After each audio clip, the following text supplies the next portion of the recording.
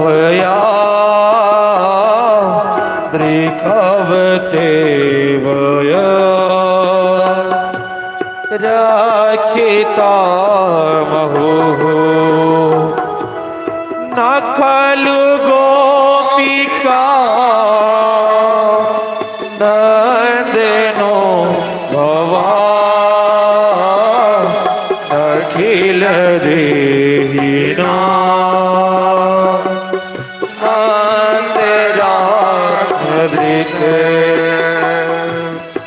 लिखन साखी तो विश्व गुप्त ये सतपुदेवा सातता कुले सख उलेवा सातता कुले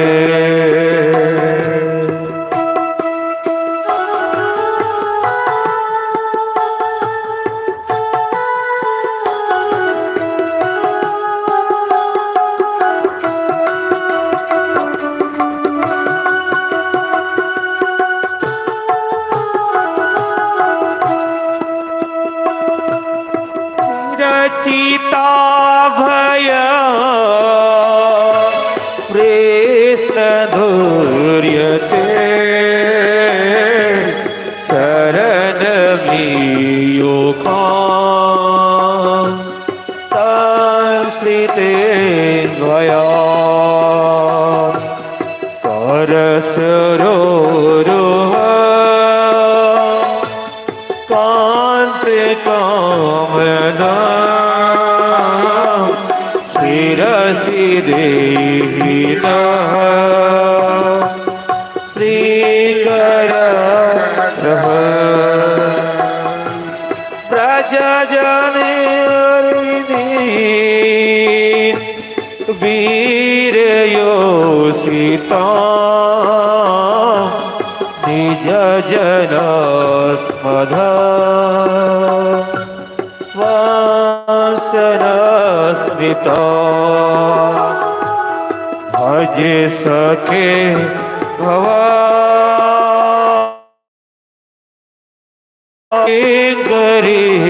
सम जलरोहन चारो दर्शया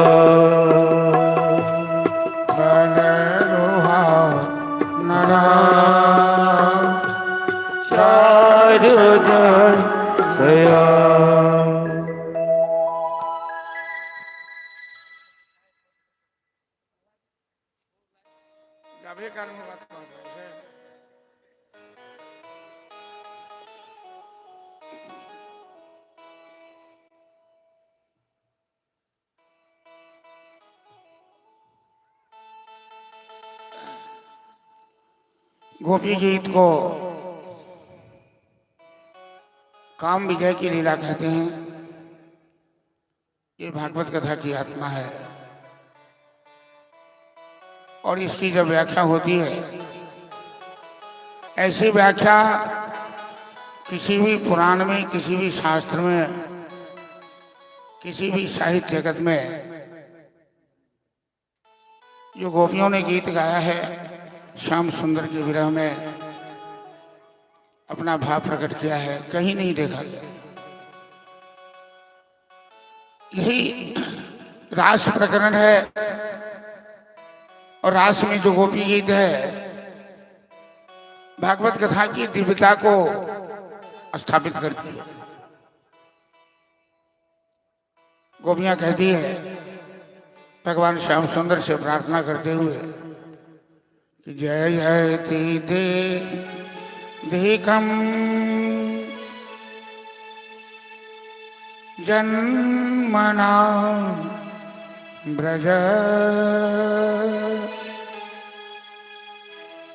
शयति इंदिरा शाश्वत प्यारे श्याम सुंदर, आपकी जय हो। आपके जन्म लेने से, आपके अवतार लेने से ब्रजमंडल की गरिमा बढ़ गई, ब्रजमंडल की महिमा बढ़ गई। जहां ब्रजमंडल की धूल में, ब्रजरज में इंदिरा लक्ष्मी इसकी धूल में लेटा करती है। हे प्रिय, हे प्राणनाथ, आप हमें दर्शन दीजिए। दैत्य दृश्यता, हे प्रिय शीघ्र दर्शन दीजिए,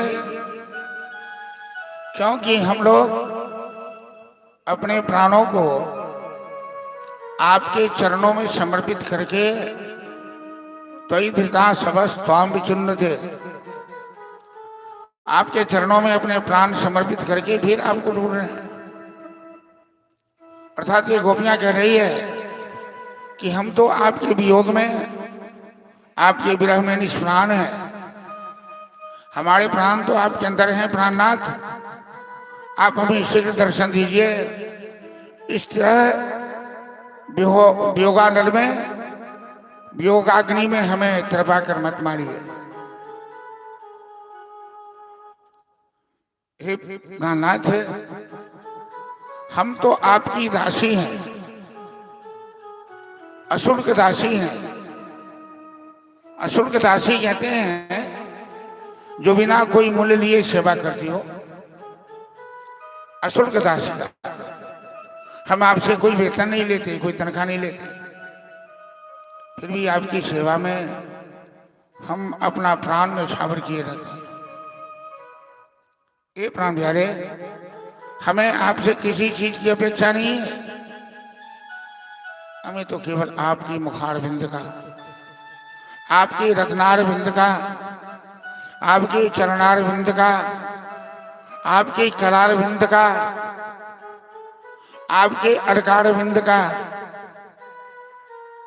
भगवान की सब कुछ अति विशिष्ट है। आपके रत्नारविंद, मुखारविंद, करारविंद, पदारविंद जो हमारे वक्षस्थल पर रहते हैं, आप अपने कोमल कर से हमारा स्पर्श करते हैं तो हम तो वैकुंठ भी, गोलोक, साकेत लोक भी सब भूल जाते हैं। प्यारे श्याम सुंदर, कि न खलु गोपिका नंदनो भवान अखिल देहीना अंतरात्म। आप केवल यशोदा नंदन, केवल नंद नंदन नहीं है। ऐसा मत समझिए कि हम गोपियां आपको नंद का बेटा मानते हैं, यशोदा का बेटा मानते हैं। आप तो समस्त चराचर की आत्मा है। अखिल देहि नाम अंतरात्मद्रिक बिखिन सार्थी तो विश्वगुप्त। ये आपने वृष्णि वंश में जन्म लिया है संसार की रक्षा करने के लिए। श्याम सुंदर, यत्ते सुदास चरणावृस्तनेषु पीतामही मधुमती तनकर कसेषु। इस तरह से सभी गोपियों ने अपनी भाव भरी रसामृत को गोविंद के वियोग में, गोविंद के चरणों में समर्पित किया और रास मंडल के बीच में भगवान प्रकट हो गया। जहाँ ब्रह्मादि देवता भी आने के लिए तरसते हैं, जहाँ महादेव गोपी का वेश बना कर आते हैं,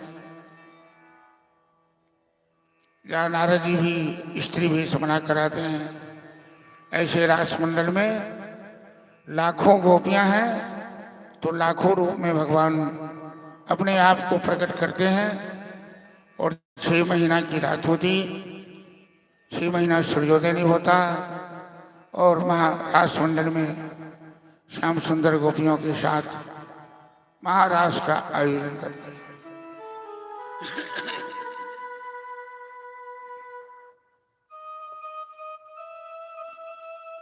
रामावतार में 12 बजे दिन में भगवान राम का जन्म हुआ सूर्य वंश में। तो 12 बजे दिन में भगवान सूर्य मस्तक पर आते हैं। उसी समय भगवान प्रकट हुए और अपने वंश में अवतार लेने वाले परमपिता परमेश्वर का दर्शन करने लगे। सूर्य का रथ कभी रुकता नहीं है, लेकिन राम के दर्शन में सूर्यदेव इतने विभोर हो गए कि उनकी गति रुक गई और मास दिवस का दिवस भा मरम न जाना। 1 महीना का दिन हो गया, 1 महीना सूर्यास्त नहीं हुआ। इस रहस्य को कोई समझा भी नहीं। तो चंद्रदेव ने भगवान से शिकायत की कि प्रभु, ये सूर्यदेव अस्त होने का नाम नहीं ले रहे हैं, तो हमें आपका दर्शन कब होगा? तो भगवान ने कहा, चिंता मत करो, अगला जन्म हमारा तेरे वंश में होगा। ये जन्म सूर्य वंश में हुआ है, अगला जन्म चंद्र वंश में होगा, और अगले अवतार में 6 महीना की रात होगी, 6 महीना सूर्योदय नहीं होगा। तुम वो भी पूर्ण चांदनी के साथ, अपनी पूर्ण ज्योत्सना के साथ हमारा दर्शन कर। तो शरद पूनम की रात में चंद्र महाराज भगवान के महाराज का दिव्य अनुभव कर रहे हैं।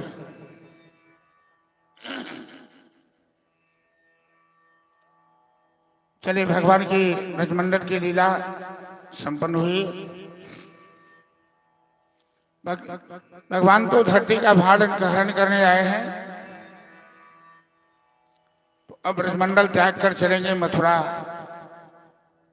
बाकी जो अत्ताई, कंस, मुष्टिक, चाणूर, अरिष्टासुर, जलासंध, शिशुपाल, दंतवक्र, भामासुर, नरकासुर आदि जितने राक्षस हैं, इनका भी विनाश करना है। और भगवान के प्रत्येक काम, प्रत्येक लीला उनकी अपने निर्धारित समय से होती है। तो चलेंगे हम लोग, भगवान वृंदावन छोड़कर मथुरा प्रस्थान करेंगे उस लीला में।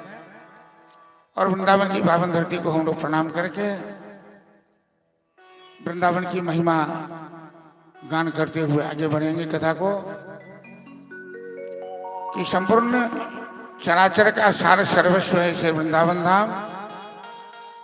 वृंदावन धाम के सार सर्वस्व हैं नंद नंदन श्याम सुंदर, और श्याम सुंदर के सार सर्वस्व हैं राधा तत्व। तो हम लोग राधा तत्व से संबंधित एक भजन गा करके अपनी वाणी को पावन करेंगे।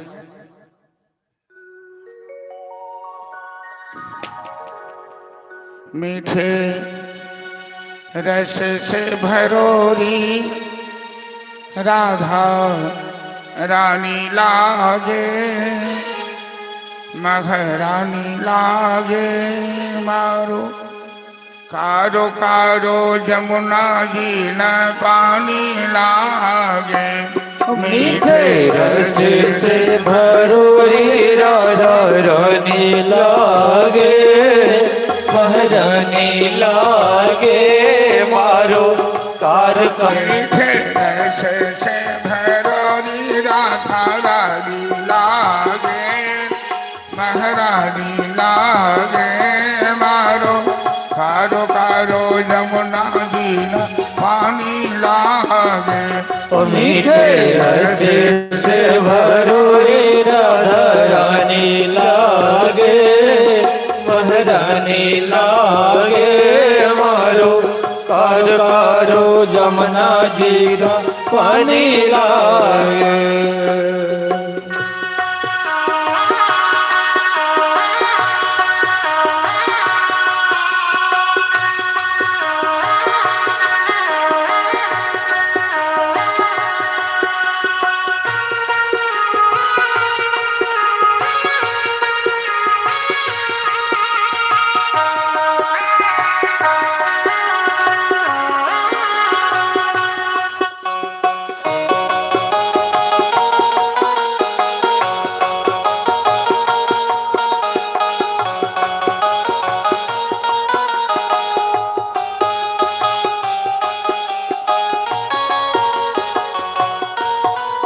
यमुना पानी कारी कारी राधा गोरी गोरी।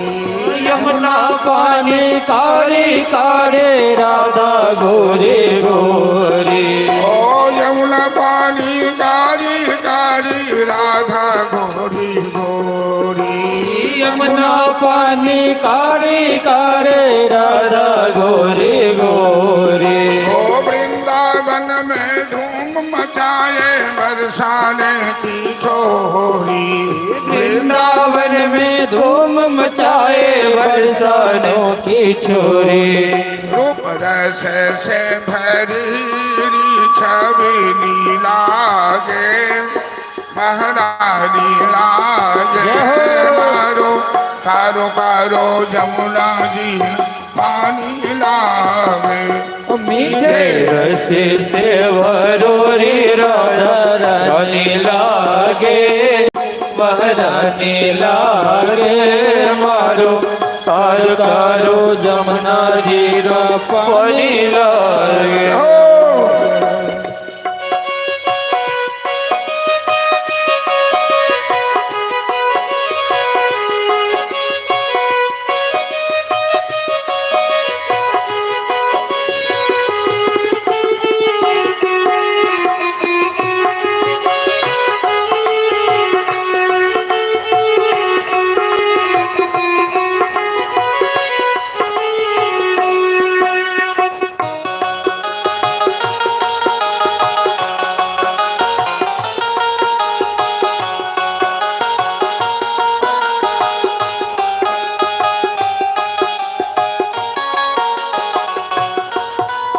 कान्हालित बंसी में तेरे सुमिरे बारंबार।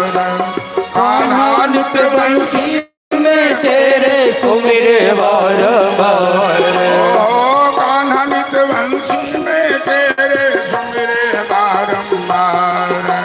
कान्हालित बंसी में तेरे सुमिरे बारंबार। ओ कोटिन रूप धरे मधुसूदन कऊ न पावे बार। कोटिन रूप धरे मधुसूदन कौन पावे पार। ब्रज धाम राधा जी को राजधानी लागे, महारानी लागे मारो कारो कारो यमुना जी पानी लागे। ओ मीठे रस से भरोरी राधा रानी लागे, महारानी लागे मारो और कारो यमुना जी का पानी लागे।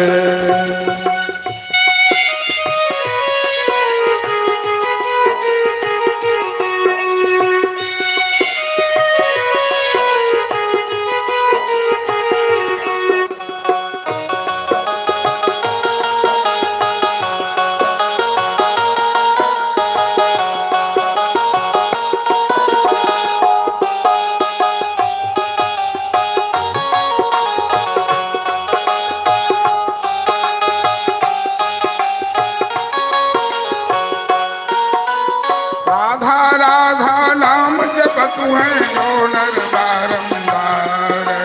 राधा राधा नाम जपत है जो नर बारंबार।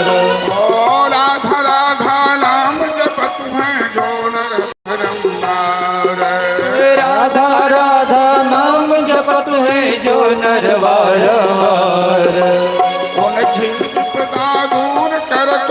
एक राधा के नाम, उनकी विपदा दूर करत है एक राधा के नाम। राधा नाम ने सफल जिंदगानी लागे, महारानी लागे। जय हो। कारो कारो यमुना जी पानी लागे, मीठे रस से भरो रे राधा रानी लागे, पहराने लागे मारो और करो यमुना जी रा पानी लागे। मीठे रस से राधा रानी लागे, महारानी लागे। मारो कारो कारो यमुना जी में पानी लागे, मीठे रस से भरो रे राधा रानी लागे, पहराने लागे पानी लागे। ओ कारो कारो कारो जमुना जी रा पानी लागे। जय जय श्री राम।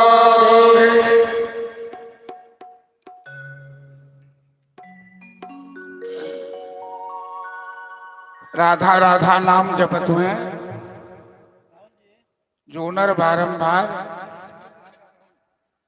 उनकी विपदा दूर करत हुए एक राधा का नाम।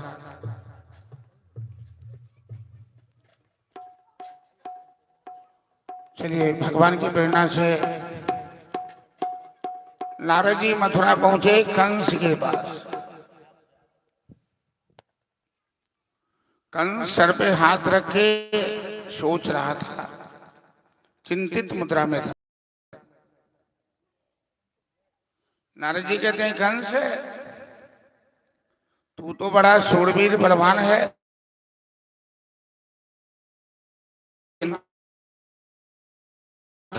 शोभा नहीं देती है,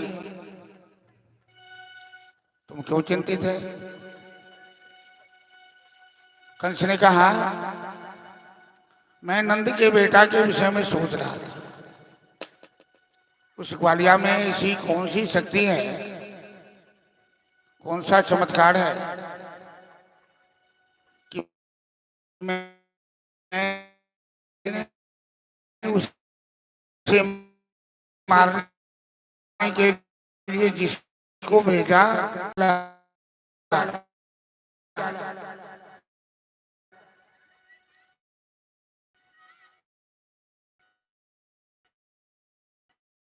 और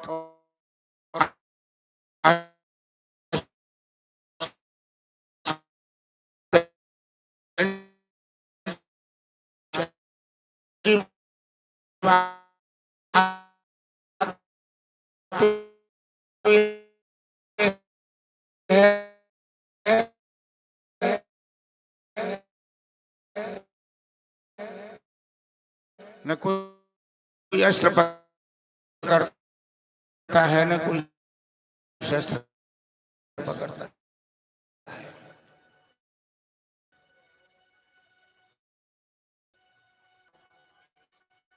साथ किस यज्ञ प्रारंभ करने जा रहे हैं। उनके एक मंत्री हैं जो वसुदेव के भाई लगते। अक्रूर जी तैयार होकर वृंदावन की रहस्य किसी को बताया नहीं गया। मन में कई प्रकार के तर्क पहले तो लोग को मारते हैं, नहीं जाएंगे तो कंस मार देगा। तो दिन भर समय बिताते हुए अक्रूर के क्या हमें चाचा कहे, क्या हमें प्रणाम करेंगे? मनुष्य मन में जो सोचता है भगवान कर दिखा दे। दोनों भाई की मदद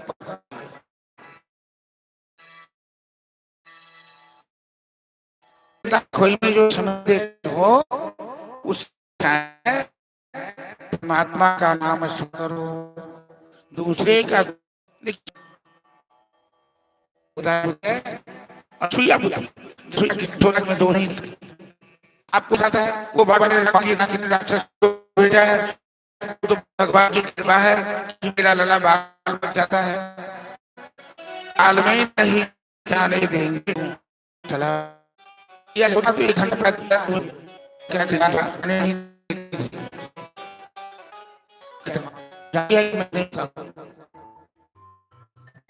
भगवान झूठ नहीं बोल कल के लिए भगवान ने मिट्टी खाई खाया, लोगों ग्वाल वालों ने शिकायत की भैया मैंने लोगों ने किया कि भगवान ने तो मिट्टी खाया, बोलता है मैंने मिट्टी नहीं खाई। विद्वानों ने कि मिट्टी का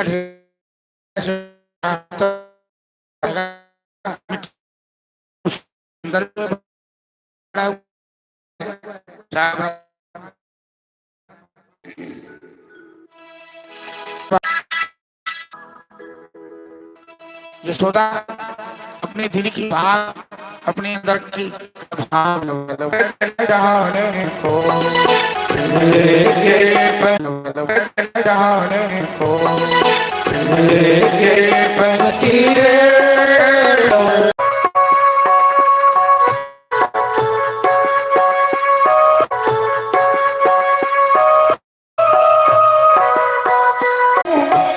बोलना सकता तेरा दर्द न जाने को।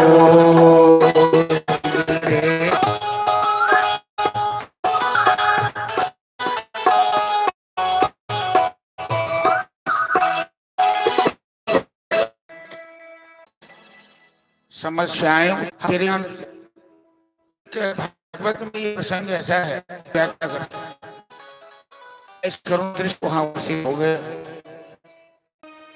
तो मयूर बंदर भालू सब आपस में, अरे सखी क्या बताऊं,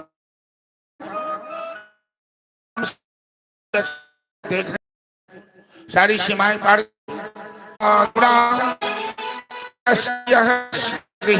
तमाम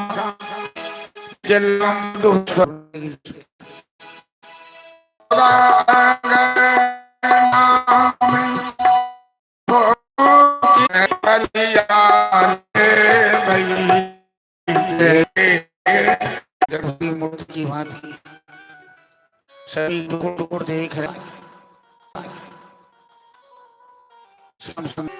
पाँव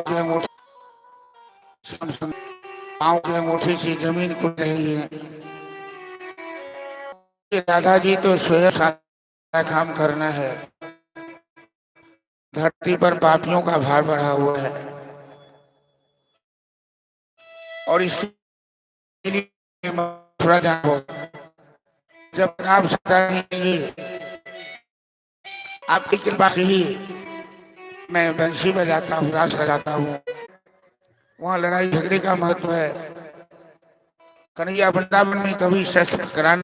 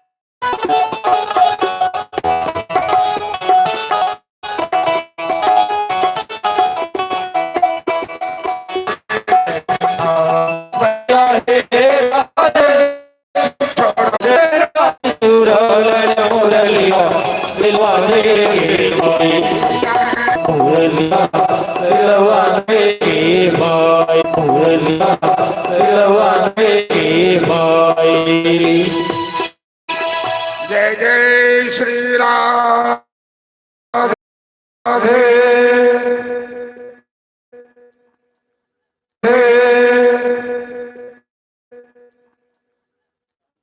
चलिए वृंदावन की पावन भूमि को प्रणाम कर हम लोग कथा को आगे बढ़ाते हैं।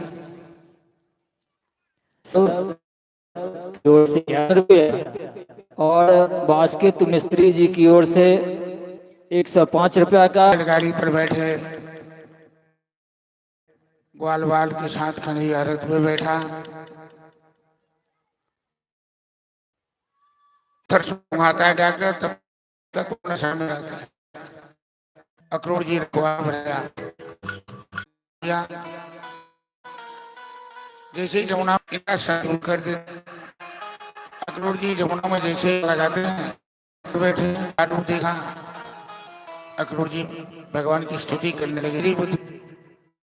मैं आपकी महिमा समझ पाया था, मेरे मन में इस बात का डर था कि कंस पीछे से एक धोबी मामा कंस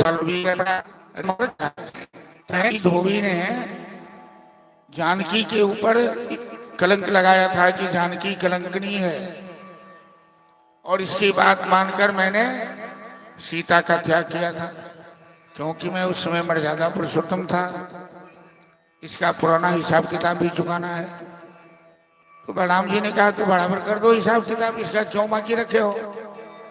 ऐसा झापर खरीद में गड़बड़ी है, बड़े बड़े साइज के कपड़े हैं ग्वाल वालों को, तो किसी बाल गाने लगे कन्हैया, अरे थोड़ा सा चंदन हो जाता, क्योंकि हमारे कपाड़ हमारे ललाट चंदन के बिना सोना लग रहा है।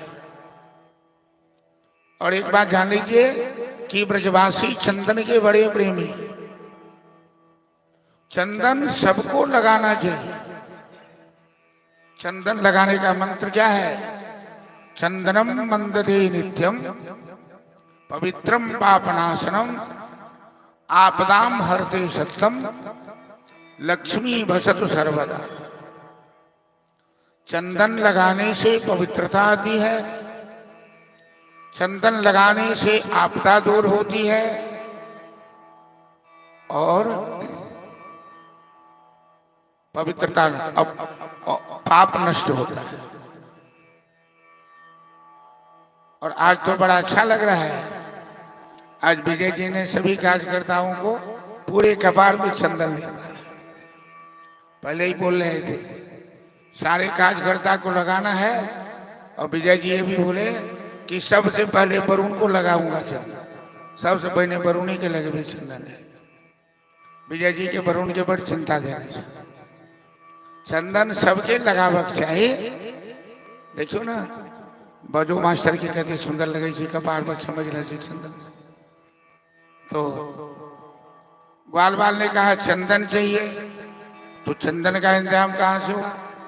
एक कुबड़ी कंस के दरबार की दासी त्रिवक्रा नाम था, चंदन लेकर जा रही थी कंस के दरबार में। श्याम सुंदर कहता है अरे सुंदरी सुंदरी सुनो तो, कुबड़ी को आज तक किसी ने सुंदरी नहीं कहा। कुबड़ आदमी को देखकर तो लोग हंसता है, लेकिन आज कन्हैया जो तीनों लोक में सबसे ज्यादा सुंदर है, उसी ने कुबड़ी को सुंदरी शब्द कहा। कुबड़ी कहती है श्याम सुंदर अरे मेरे कान जिंदगी में पहले बार सुन रहा है कि हमें भी कोई सुंदरी कहता, हमें भी कोई सुंदरी कहता है, कहो। हम सुंदर कहते हैं सुंदरी मैं चमड़े से लोगों को नहीं पहचानता हूं, तेरा दिल बड़ा सुंदर है, इसीलिए मैंने तुम्हें सुंदरी कहा। थोड़ा सा चंदन इसमें से दे दे हमारे ग्वाल बाल को। कुबड़ी कहती है श्याम सुंदर मैं तो कंस के दरबार की दासी हूं, मेरे हाथ का चंदन कंस को बड़ा ही भाता है, और मैं जानती हूं कि यदि तुमको चंदन दूंगी तो कंस हमें फांसी पर चढ़ा देगा। लेकिन आज हमें इस बात की कोई परवाह नहीं है। भले ही कंस हमें फांसी पर चढ़ा दे, लेकिन मैं आज तेरे शरीर में अपने हाथ से चंदन का लेप करूंगा। और कुबरी ने कन्हैया के शरीर में अंगराग का लेप किया। प्रेम इसे कहते हैं। महत्व वो हीरा है कि मोती है कि चंदन है, इस बात का नहीं है। महत्व इस बात का है कि कुबरी फांसी पर जा सकती है, कंस को पता लगेगा कि उसने कृष्ण को चंदन दिया है। तो ये बात कुबरी जानती है, लेकिन फांसी पर चली जाऊं ये मंजूर है। हमें तो श्याम सुंदर के शरीर में चंदन सौभाग्य प्राप्त हो, ये प्रेम है। भगवान किसी का कर्ज नहीं रखते हैं। ध्यान से सुनिए जरा सभी श्रद्धालु कि भगवान किसी का कर्ज नहीं रखते हैं। वो तुरंत दे देते हैं वापस, वो भी जितना देते हैं उतना नहीं। आपने भागवत में यदि 500 दिया है, वो 50,000 आपको रिटर्न करेंगे, पता नहीं लगेगा किधर से कहां से देंगे। उनका स्वभाव है, लेते हैं कम और देते हैं ज्यादा। इसलिए भगवान को देते समय कभी हाथ कांपना नहीं चाहिए। भगवान के देते समय कभी संकोच भाव नहीं आना चाहिए। एक राजा को किसी कि 5 व्यक्ति से भिक्षा मांगना है, आपके ऊपर ग्रह है। तो सवेरे सवेरे राजा निकला भीख मांगने के लिए, और एक भिखारी भी के लिए निकला अपने घर से। तो भिखारी जब अपनी झोली में रख लेता है शगुन के लिए, प्रतिवाला रखवाला ओहे लाल लंगोटी वाला, सकल जगत के स्वामी हो तुम, सकल जगत के स्वामी हो तुम, उजाला उजाला प्रतिवाला रखवाला ओहे लाल लंगोटी वाला, प्रतिवाला रखवाला ओहे लाल लंगोटी वाला।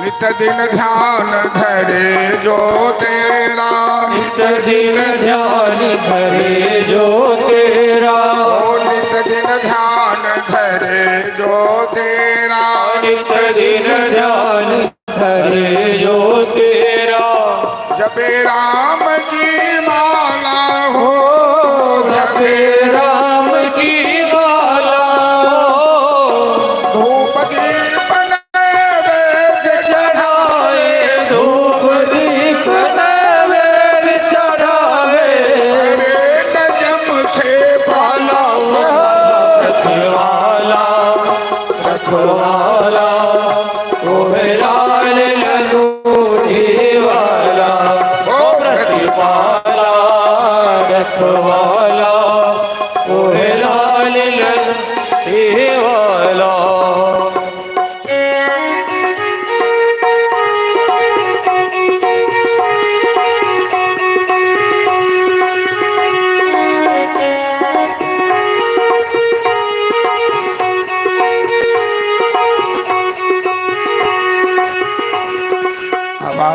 उड़ता जाए मेरे लाल ध्वजा बजरंगी का हो, मेरे लाल ध्वजा बजरंगी का हो जी हवा में उड़ता जाए मेरे लाल ध्वजा बजरंगी का हो, मेरे लाल ध्वजा बजरंगी का हो री।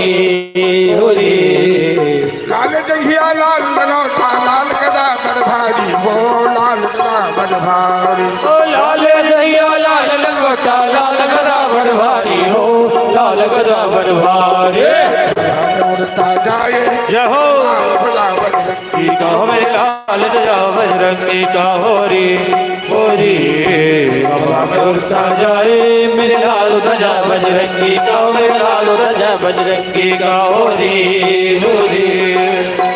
सजीवन बुद्धि के कारण लाल पहाड़ उठाई हो, लाल पहाड़ उठाई जीवन बुढ़ी के कारण लाए पहाड़ उठाई हो, लाए पहाड़ उठाए हवा में उड़ता जाए बजरंगी का हो, मेरे लाल ध्वजा बजरंगी का हो री हवा में उड़ता जाए मेरे लाल ध्वजा बजरंगी का, मेरे लाल ध्वजा बजरंगी का हो री। आला जय हो वाला ओ है लाल लगाओ दीवाना प्रतिपाला रखवाला ओ है लाल लगोटी वाला।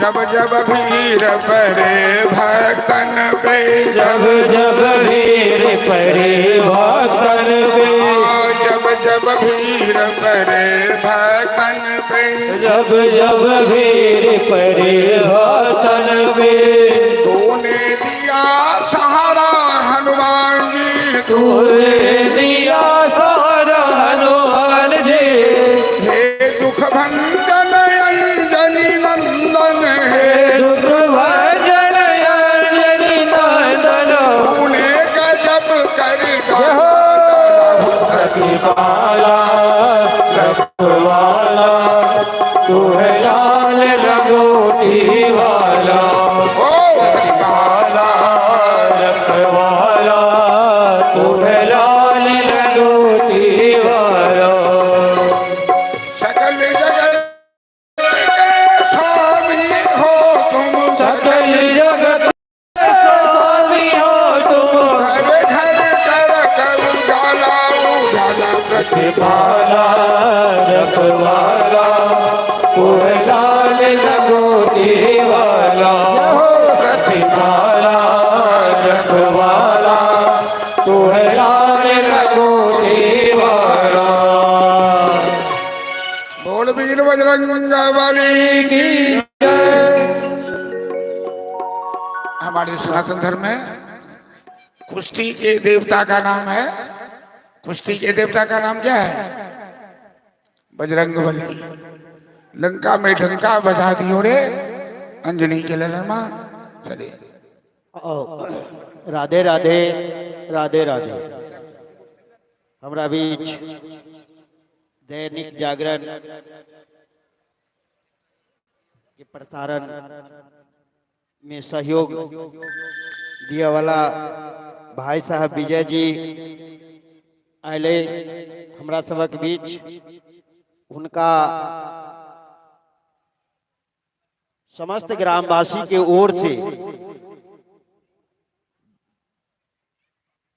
व्यास मंच से हुनका सम्मानित करऽ के लेल आग्रह करै छियन जे मंच पर आबथिन।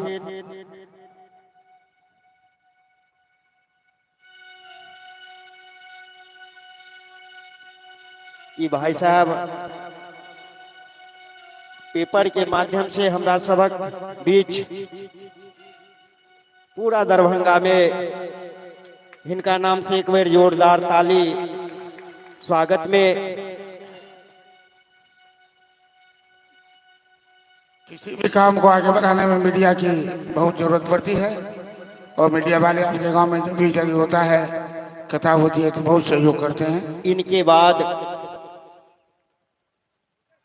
कन्हैया कुमार गुप्ता जी जो पब्लिक ऐप चलाते हैं, इनको भी हम आमंत्रित करते हैं कि आप जी आए और हम लोगों को जो आपके प्रति भाव है, हम लोगों के प्रति आपका भाव है, उसी को हम सब प्रकट करते हैं आपके बीच। आपको भी हम लोग तहे तहे दिल से शुक्रिया अदा करते हैं। इनके भी नाम से हम लोग जोरदार एक बार ताली स्वागत के रूप में करें।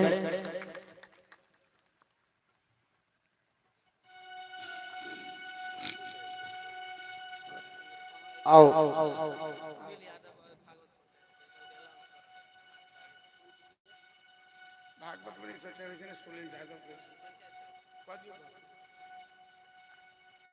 भागवत पर सुनील यादव जी पंचायत समिति के तरफ से 100 रुपया के बाबा के समर्पण कलखिन। आओ एहि बीच में हम सब कथा के आगा चले छी।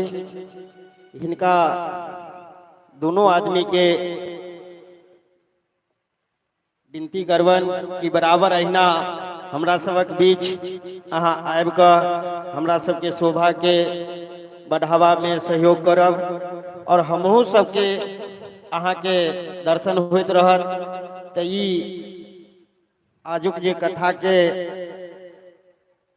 प्रसारण हम सब पेपर में बराबर देखे छी, पेपर पढ़े वाला लोग, तो पेपर में भी अहाँ के प्रचार प्रसार पूरे दरभंगा जिला में भ रहल है। ताहि दुआरे हम सब शांति पूर्वक कथा के आनंद ली, जीवन में कुछ न कुछ सीखे के प्रयास करी। आओ हम सब के बाद कथा के आगा व्यास जी से कवन की कथा के आगा करे और हम सब झांकी के भी आनंद ले। कल जना घोषणा भेल रहा है कि झांकी तो ओहो तैयारी भ रहा है, हमरा सब के बीच कुछ देर के बाद ओहो आबि जथिन, उनको हम सब आनंद ले। राधे राधे राधे राधे। Hello hello Radhe. और राम बहादुर यादव जी के तरफ से रुपया के पुरस्कार ले भजन पर, और रामदेव राय अमीन साहब इनका तरफ से 251 रुपया प्रदान किया गया है। एक बार जोरदार ताली बजा दियो सब। बहुत बहुत धन्यवाद।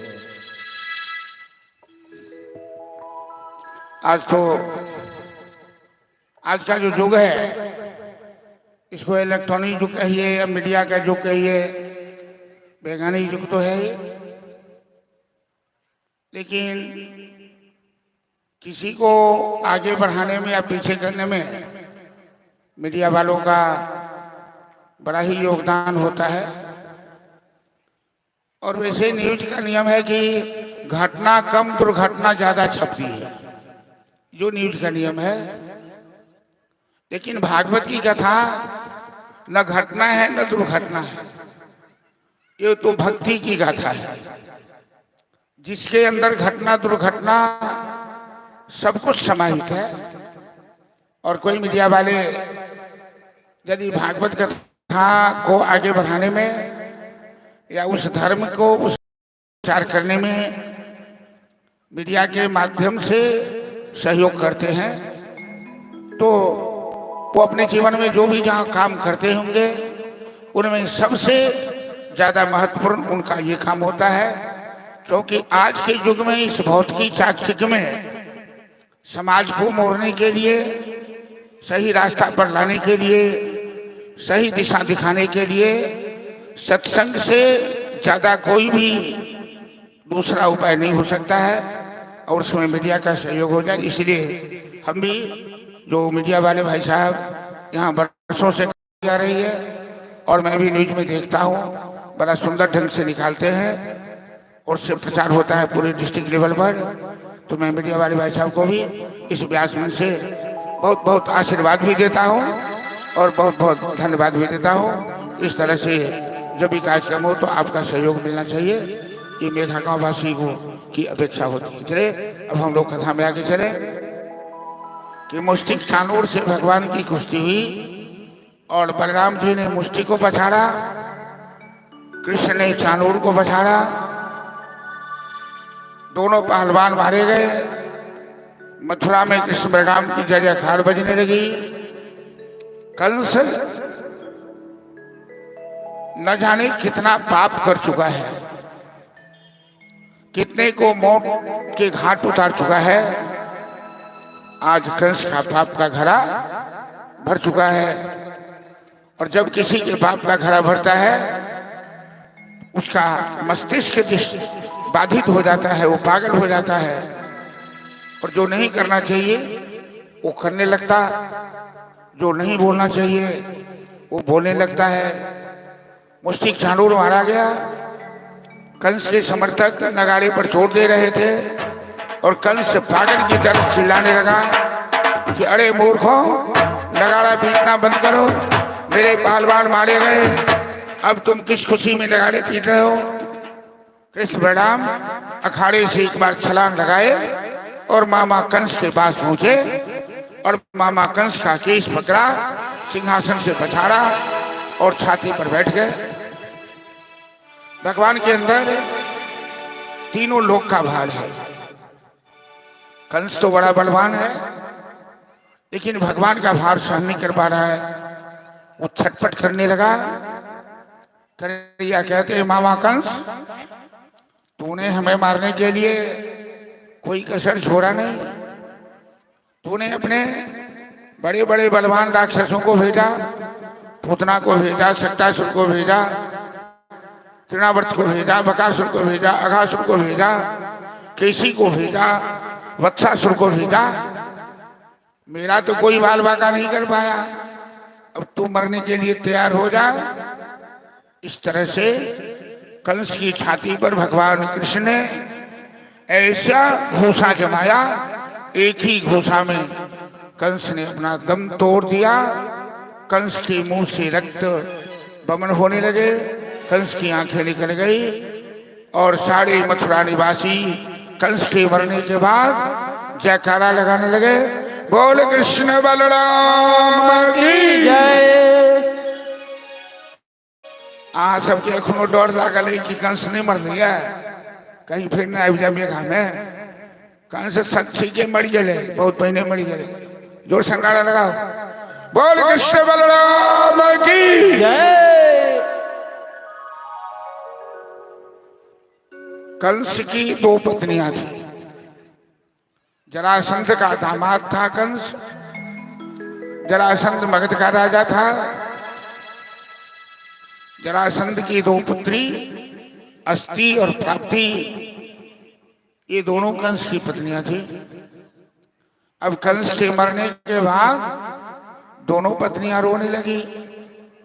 भगवान के माया देखिए, और भगवान केहन लीला करी छथिन। मामा कंस के मारियो देलखी आ मामी के कने देखिए तो मामी के कोड़ा में दोनों भाई चली गई। अस्थि प्राप्ति दोनों के कोड़ा में, आ मामी के संगे दोनों भजनों कान लगल थी, यो मामा ये मामी ये मामी, मामा मरी गलखिन ये मामी हम नहीं मामा के मारा लिए। कहा ध्यान रे विजय जी, कंस के देखिए कि ये मामी हमने मारा लिए मामा के। मामा तो एहन बलवान छलखी, हम तो मजाक में एक थापड़ मारा लियन आ मामा वही में मर गलखिन ये मामी।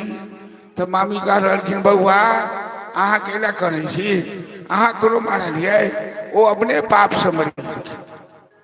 काल दंड का हुकाही न मारा। भगवान कभी भी अपने हाथ में अवजस नहीं लेते। वो किसी को बहाना बना करके किसी के सर पर भार देते हैं और काम निकालते हैं और सारा काम भगवान करते हैं। लेकिन नाम हम लोगों का होता है करते हो तुम खनैया, मेरा नाम हो रहा है। प्रभु आपकी कृपा से सब काम हो रहा है। चलिए भजन का आनंद लीजिए। और कभी भी जीवन में ये मत सोचिए कि ये काम मैंने किया तो मैंने किया, करने वाला कोई और है जो कर रहा है। वो तो पीछे से प्रेरणा देता है, शक्ति देता है, तभी कुछ हो पाता है। उसकी इच्छा के विरुद्ध एक पत्ता नहीं हिल सकता, कोई एक सांस भी नहीं ले सकता। Hello, sound operator Rahul ji, जहाँ कहीं भी छी मशीन के पास आ जाओ। हेलो, राधे। बोले बांके बिहारी लाल की जय। मेरा आपकी कृपा से सब काम हो रहा है। मेरा आपकी कृपा से सब काम हो रहा है। मेरा आपकी कृपा से सब काम हो रहा है। मेरा आपकी कृपा से अब काम हो रहा है। मेरा आपकी कृपा से सब काम हो रहा है। करते हो तुम कन्हैया, मेरा नाम हो रहा है। करते हो तुम कन्हैया, मेरा नाम हो रहा है। मेरा आपकी कृपा से सब काम हो रहा है। मेरा आपकी कृपा से अब काम हो रहा है। मेरा आपकी कृपा से अब काम हो रहा है।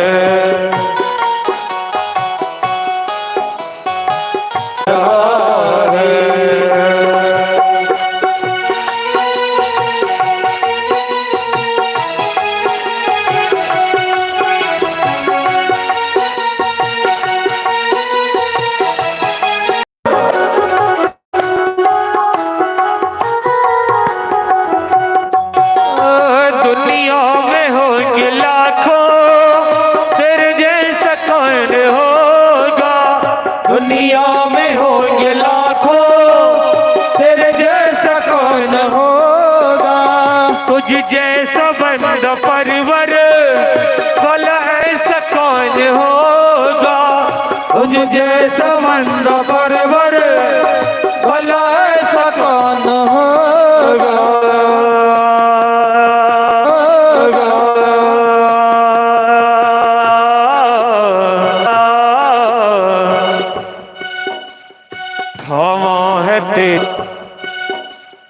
थामा है तेरा दामन, दामन। थामा है तेरा दामन, आराम हो रहा है। थामा है तेरा दामन, आराम हो रहा है। करते हो तुम कन्हैया, मेरा नाम हो रहा है। करते हो तुम कन्हैया, मेरा नाम हो रहा है। मेरा आपकी कृपा से, मेरा आपकी कृपा से सब काम हो रहा है। मेरा आपकी कृपा से सब काम हो रहा है। मेरा आपकी कृपा से अब काम हो रहा है। मेरा आपकी कृपा से सब काम हो रहा है। ओ सब काम हो रहा है। ओ सब काम हो रहा है। बोले बांके बिहारी लाल की जय।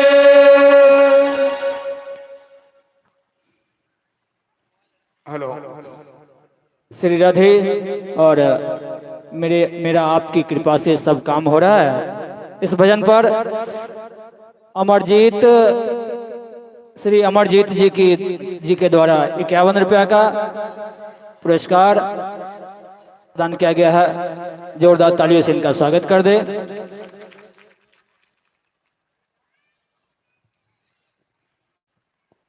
और श्री सुनील यादव पंचायत समिति एवं मुकेश यादव दोनों की ओर से 100 रुपया का सुंदर सा पुरस्कार। जोरदार तालियों से इनका स्वागत कर दे।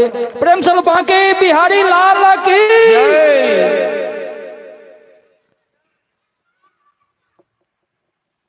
करते हो तुम कन्हैया मेरा नाम हो रहा है। करते तो भगवान है और नाम इंसान का होता है, लेकिन इंसान को अपनी औकात का हमेशा पता होना चाहिए। हम क्या कर सकते हैं और हमारी औकात क्या है। मनुष्य की औकात यही है कि समय पर दांत टूटना है तो टूटेगा, वो रोक नहीं सकता है। केस पकना है तो पकेगा, वो रोक नहीं सकता है। कमर झुकना है तो झुकेगी, चमड़ी लटकनी है तो लटकेगी, बुढ़ापा आना है तो आएगा। वो सब अपने हिसाब से हो रहा है। इसलिए हम लोग हमेशा भगवान के शुक्रगुजार बने कि मेरे जीवन में जो भी कुछ हो रहा है वो उनकी कृपा से हो रहा है। श्री कृष्ण ने अपनी लीला के माध्यम से अत्याचारी दुराचारी मामा कंस का वध किया और कंस ने अपने पिता उग्रसेन को कारागार में बंदी बना रखा था। कन्हैया ने सबसे पहले चाचा उग्रसेन को कारागार से मुक्त किया। उग्रसेन हाथ जोड़कर कृष्ण बलराम से स्तुति करने लगे कि अपना ही बेटा हमें हथकड़ी बेड़ी डालकर बंदी बना लिया। ये स्वराज साम्राज्य हमें नहीं चाहिए जदवंशियों का। कन्हैया तुम ही इसे संभालो। भगवान कहते हैं चाचा, राजा बनने के लिए इंसान को संस्कार होना जरूरी है, और यदि संस्कारहीन आदमी राजा बन जाए तो प्रजाओं को कष्ट देगा। मैं तो अभी पढ़ा लिखा नहीं हूं, मैं तो ग्वाला वंश से आया हूं, इसीलिए मैं ये राज स्वराज नहीं संभाल सकता हूं। पहले मैं शिक्षा प्राप्त करूंगा, फिर देखा जाएगा। फिर दोनों भाई कारागार में गए। अपने माता पिता को, जितने भी वहां रक्षक थे, सबकी हथकड़ी बेड़ी काटकर रक्षकों को मार के भगाया। वसुदेव जी की हथकड़ी बेड़ी कटी और कारागार से मुक्त किया। अभी तक तो वसुदेव और देवकी की आंख से आंसू। अब नंद बाबा के लिए वही दुख का विषय हो गया कि कृष्ण बलराम अब नंद बाबा से अलग हो रहे हैं। नंद बाबा दोनों भाई को गोद में बैठाकर यशोदा के हाथ से बना हुआ जो प्रसाद था उसे खिलाया, गले लगाने लगे। गर्गाचार्य जाते हैं वहां। गर्गाचार्य कहते हैं, नंद जी, ये दोनों वसुदेव देवकी के पुत्र हैं, आप इन्हें कुछ दिन यहां ही रहने दीजिए, इन्हें बहुत सारा काम करना है। नंद बाबा दोनों लल्ला को अपने गले से लगाकर आंख से आंसू बहाने लगे। कहने लगे, लल्ला, अब तो क्षत्रिय वंश में आ गए हो, हम तो ग्वाले हैं, लेकिन हम दिल के बड़े सीधे साधे हैं। यदि भूल चूक में कोई गलती हो गई हो वृंदावन में, गोकुल में, तो क्षमा करना। और अपने बूढ़े माता पिता को मत भूलना। कृष्ण बलराम की आंख से आंसू बहने लगे, कहने लगे बाबा आज आप कैसी बात कर रहे हैं, हम आपसे दूर कभी नहीं हो सकते, हम तो आपके ही पुत्र का हैं। जब भी कोई हमें नंदनंदन कहेगा तो बड़ा आनंद आएगा, लेकिन बाबा कुछ ऐसे आवश्यक काम है जो निपटाना जरूरी है। धरती माता इन राक्षसों के भार से कष्ट में है, हमें इन कष्ट को दूर करना है। ग्वाल बाल कहने लगी कन्हैया हम तो चरवाहे के चरवाहे रह गए, अब तुम तो राजा बनने वाले हो। लेकिन एक बात है कन्हैया कि हम लोगों ने जो तुम्हें प्यार दिया है वो प्यार तुम्हें कहीं नहीं मिलेगा, इसलिए तुम हमें कभी भूलना मत। श्याम सुंदर सभी ग्वाल बालों को गले से लगाते हुए आंसू बहाने लगे, कहने लगे मित्रों सखाओं तुम लोगों ने हमें इतना प्यार दिया है जो मैं न पाओ रहे हम निर्वध्य संजुषा स्वसाधु कृत्वा विबुधा जुषा संविश्य तव प्रतिजातु साधुना। कन्हैया कहते हैं कि मित्रों एक जन्म की बात तो मैं क्या बताऊं, यदि ब्रह्मा जी की आयु हमें मिल जाए और तुम ग्वाल वालों का ब्रजवासियों का कर्ज उतारना चाहूं, ऋण चुकाना चाहूं तो नहीं चुक सकता है। तुम लोग का अनंत उपकार है हमारे ऊपर।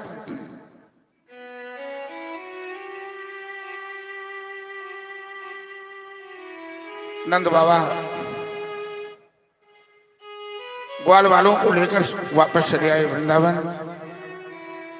कन्हैया बार बार नंद बाबा के पांव छूने लगे, कहने लगे बाबा मैया जसोदा का ख्याल रखिएगा, बहुत दुखी हो जाएंगी वो। मेरी गांगी गाय है, वो जब तक मेरा मुंह नहीं छाटती थी तब तक घास नहीं खाती थी। इस तरह से कहते कहते कन्हैया का गला अवरुद्ध हो जाता है, आंख से आंसू टपटपा जाते हैं। प्रेम नदिया की सदा उल्टी बहे धार, कोई पावे नहीं पार। प्रेम नदी की धारा हमेशा उल्टी बहती है, जिसका कोई पार नहीं पा सकता है। नंद बाबा ग्वाल वालों को लेकर चले आए वृंदावन। कृष्ण बलराम के अभी तक कोई संस्कार नहीं हुए थे, मुंडन संस्कार, यज्ञोपवीत संस्कार। वो क्षत्रिय वंश में आए हैं तो उनका संस्कार संपन्न हुआ। और जीवन में सबसे बड़ा संस्कार होता है शिक्षा संस्कार। इंसान जब तक शिक्षित नहीं होता, जब तक शिक्षा नहीं प्राप्त करता, तब तक वो कुशल नागरिक नहीं हो सकता। आज हम लोग के देश में, हमारे समाज में बड़े ही शिक्षा का स्तर बदल गया है। शिक्षा का जीवन से संबंध नहीं रहा, शिक्षा एक थ्योरी हो गई, शिक्षा एक व्यवसायीकरण हो गई है। लेकिन पहले बच्चे, हमारे समाज के बच्चे गुरुकुल में शिक्षा प्राप्त करते थे और त्याग तपस्या साधना करके अपने आप को इतने कुशल बना लेते थे, इतने व्यवहारिक हो जाते थे कि सही समाज का, सही परिवार का संचालन करते थे। कृष्ण बलराम को शिक्षा प्राप्ति हेतु गुरुकुल भेजा गया। संदीपन मुनि के आश्रम में, जो गोदावरी नदी के किनारे था, और 1 साल वहां रहकर उन्होंने संदीपन मुनि के सानिध्य में शिक्षा प्राप्त की। जाकी सहज सांस स्तुति चारी, सो प्रभु पढ़े यह कौतुक भारी। जिन भगवान की सांस से 4 वेद प्रकट होते हैं, ऋग्वेद, यजुर्वेद, सामवेद, अथर्ववेद, सरस्वती जिनकी दासी है, वो भगवान पढ़ते हैं क्या? मानव रूप में लीला करने आए हैं। एक मानव को शिक्षा प्राप्त करनी चाहिए, वरना जीवन अधूरा होता है शिक्षा के बिना। तो भगवान इसी मर्यादा का पालन करके संदीपन मुनि के आश्रम में शिक्षा प्राप्त की। जहां हजारों विद्यार्थी थे गुरुकुल में, कृष्ण के एक ही मित्र मिले, जिसका नाम भागवत में तो नहीं आया। भागवत के जो प्रमुख 2 पात्र हैं, राधा रानी और सुदामा। राधा रानी कृष्ण की शक्ति है और सुदामा कृष्ण के मित्र हैं। दोनों का नाम भागवत में लिया नहीं।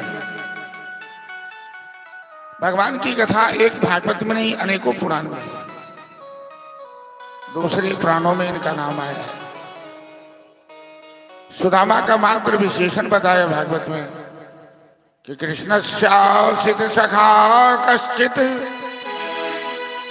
ब्राह्मणो ब्रह्मवित्तमः विरक्तः इंद्रियार्थेषु प्रशांतात्मा जितेंद्रिय। कृष्ण के कोई सखा थे, कोई मित्र थे, जो जात से ब्राह्मण थे,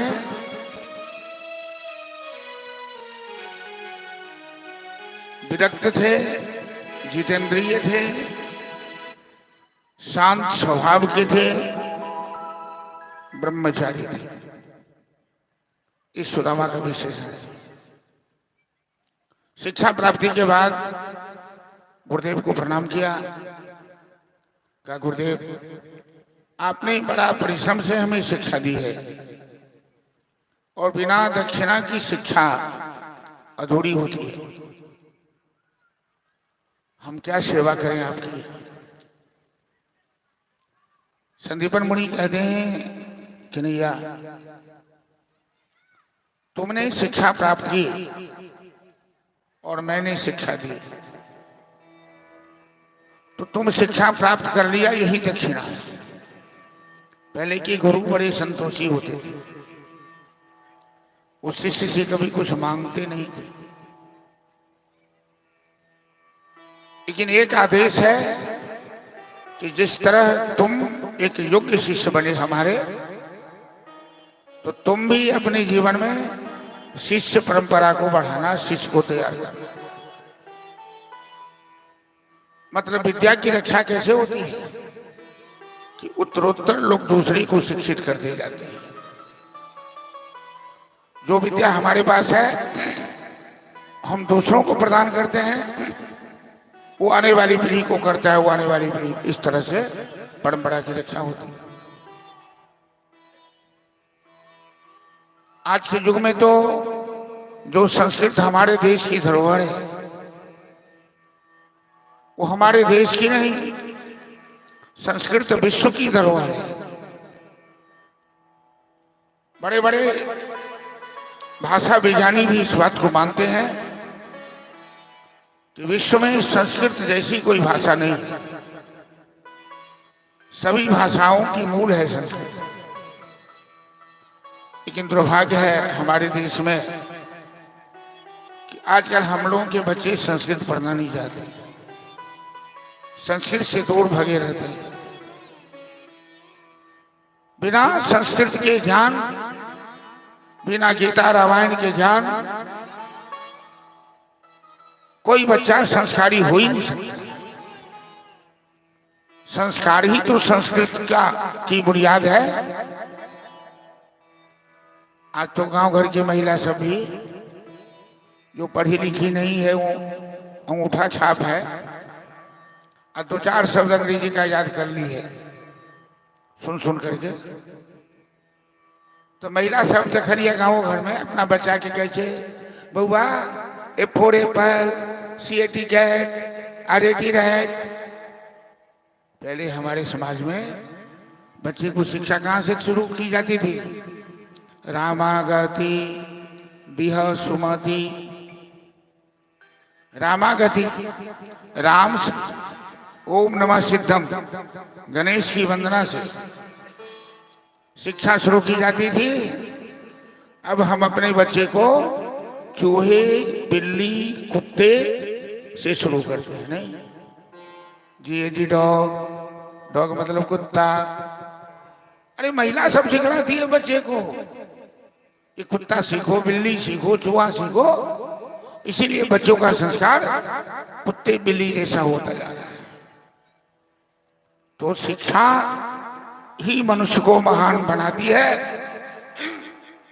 और पहले शिक्षक गार्जियन से बच्चे की मांग करते थे और गार्जियन से कहते थे कि आप हमें बच्चे दीजिए और हम आपको कुशल नागरिक बनाकर देंगे।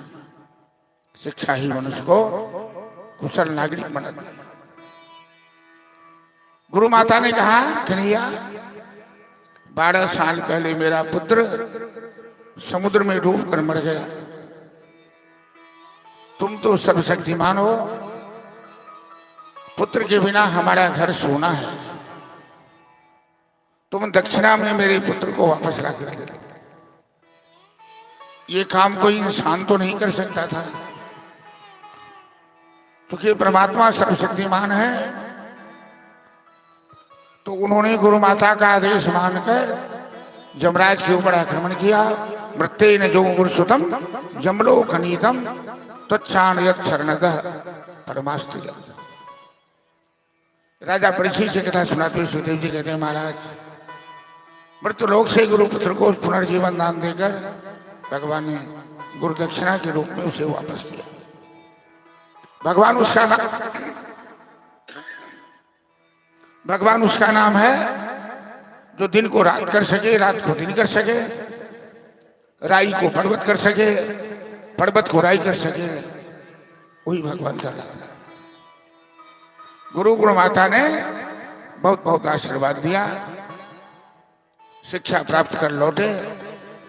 अब उग्रसेन ने कहा, कंस के पिता उग्रसेन, ठीक है नैया अब तो तुम शिक्षा प्राप्त कर लिए, अब यदुवंशियों का राज तुम संभालो, क्योंकि जरासंध आक्रमण करने वाला है और मैं नहीं मुकाबला कर सकता जरासंध से। कृष्ण मथुरा के सिंहासन पर बैठे, राजाधिराज बने।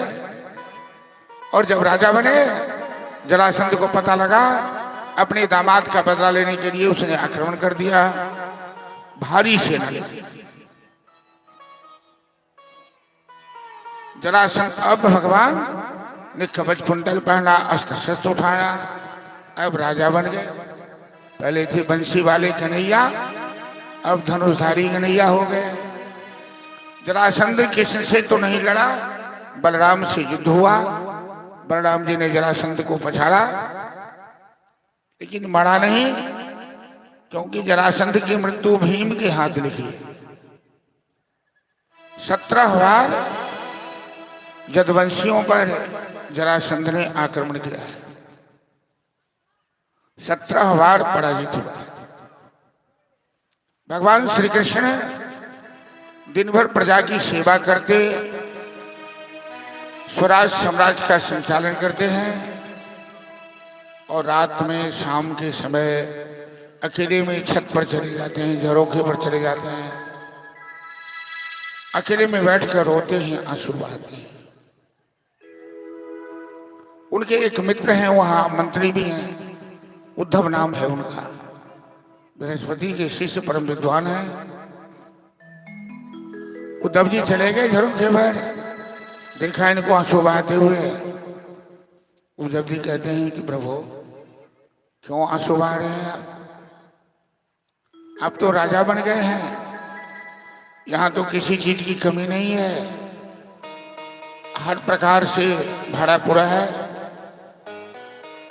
फिर भी आप आंसू क्यों बहा रहे हैं?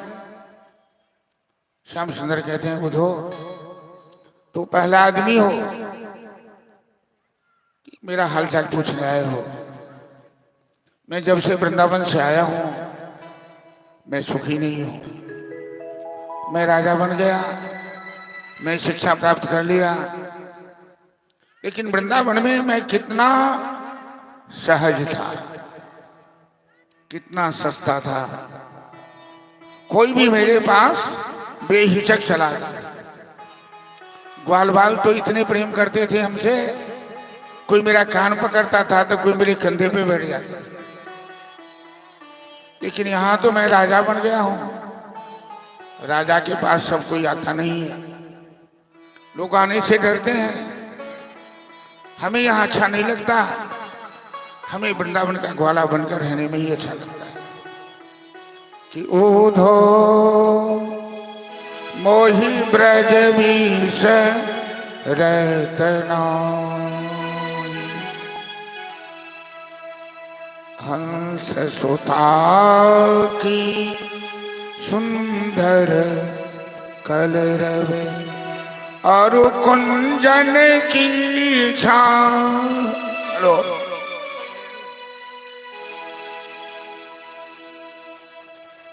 ओधो मोहि ब्रज वीस रतना यह मथुरा कंचन की नगरी मणि मुक्ता हल जाऊं। जब ही सुरती आवतवा ब्रज की ये उमगत जियना ही। ओधो मोहि ब्रज वीस रतना।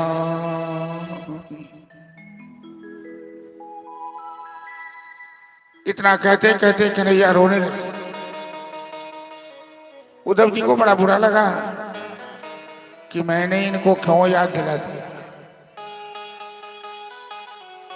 ये मथुरा कंचन की नगरी है, सोने चांदी की नगरी है, मणि मुक्ताल की कोई कमी नहीं है, लेकिन वे सुरभि वे वत्स दोहिनी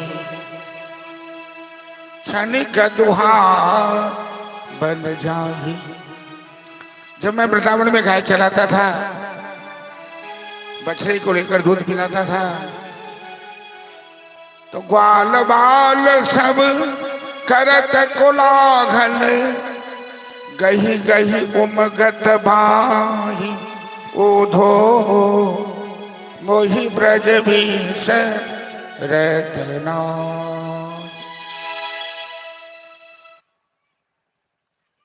एक दिन उद्धव जी चरण सेवा कर रहे थे, भगवान सो रहे थे।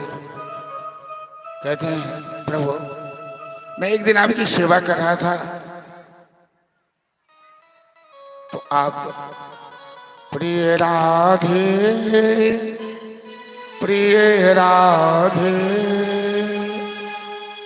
राधे राधे प्रिया प्रिया प्रिय श्यामा प्रिय श्यामा श्यामा श्यामा प्रिया प्रिया। ये राधा कौन है, ये श्यामा कौन है, ये ललिता कौन है, ये विशाखा कौन है?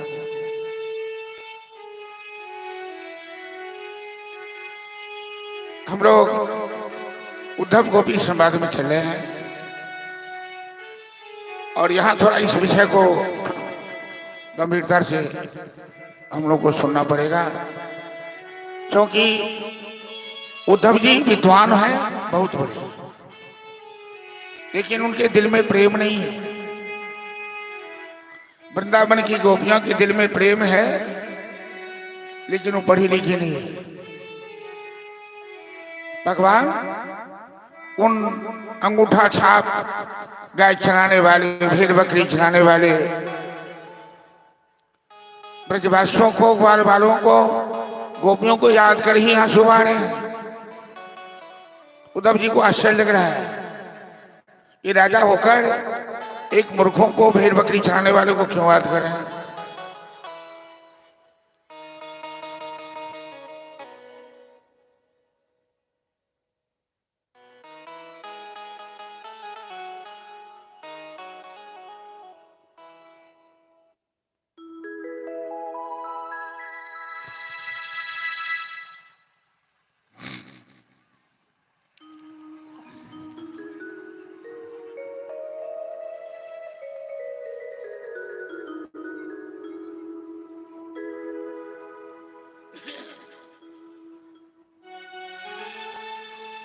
भगवान उद्धव से कहते हैं कि उद्धव, तुम विद्वान है,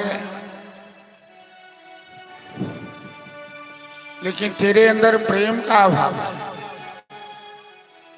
मैं ब्रजवासी को क्यों याद करता हूं, ये तो वही समझ सकता है जिसके दिल में प्रेम होगा। और ब्रजवासी हमें क्यों याद करते हैं, ये तो प्रेम की बात है उद्धव, बंदगी तेरे बस की नहीं है, ये प्रेम की बात है, तुम नहीं समझोगे। चलिए, उद्धव के मन में शंका है कि श्याम सुंदर क्यों याद करते हैं। श्याम सुंदर कहते हैं ये तो प्रेम की बात है, जिसकी वो पढ़ाई लिखाई या और किसी चीज से मतलब नहीं है। प्रेम का सीधा संबंध दिल से होता है। प्रेम में न कोई बड़ा होता है, न कोई छोटा होता है, न कोई जात होती है, न कोई बात होती है। प्रेम में न कोई सुंदर होता है, न कोई खराब होता है। प्रेम तो अंधा होता है। लेकिन ज्ञान भी आवश्यक है। गोपियों के पास प्रेम है तो ज्ञान का अभाव है, उद्धव के पास ज्ञान है तो प्रेम का अभाव है। जिनके पास ज्ञान है उनके पास प्रेम नहीं, जिनके पास प्रेम है उनके पास ज्ञान नहीं। ये दोनों तभी पूरा होगा जब उद्धव और गोपी का मिलन होगा। ज्ञान के बिना प्रेम अंधा होता है, अब प्रेम के बिना ज्ञान पंगु होता है। ये तो प्रेम की बात है उद्धव, बंदगी तेरी बस की नहीं है। भजन के माध्यम से हम लोग श्रवण करें। Hello hello, Shri Radhe hello, Radhe Shri Radhe hello hello. बोले बांके बिहारी लाल की जय। ये तो प्रेम की बात है उद्धव, बंदगी तेरे बस की नहीं है। ये तो प्रेम की बात है उद्धव, बंदगी तेरे बस की नहीं है। यहाँ सर देख होते हैं तौदे, यहाँ सर देखे होते हैं तौदे। आशिकी इतनी सस्ती नहीं है, तो ये तो प्रेम की बात है उद्धव, बंदगी तेरे बस की नहीं है। ये तो प्रेम की बात है उद्धव।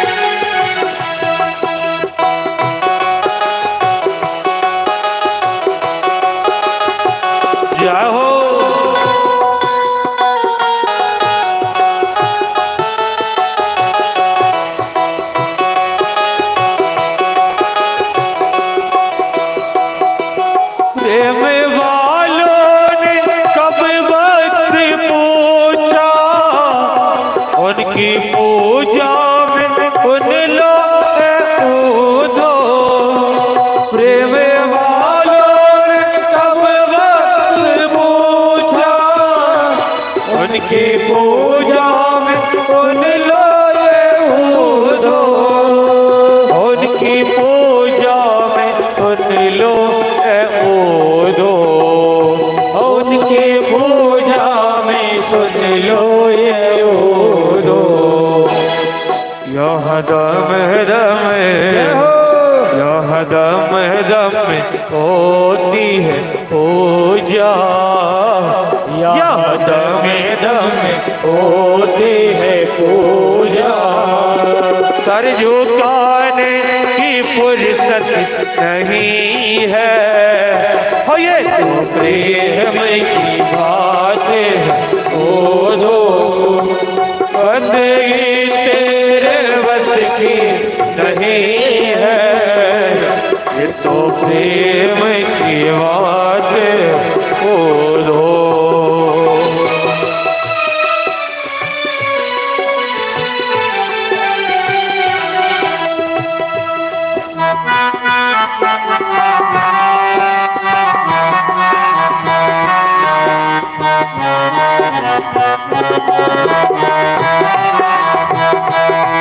जाओ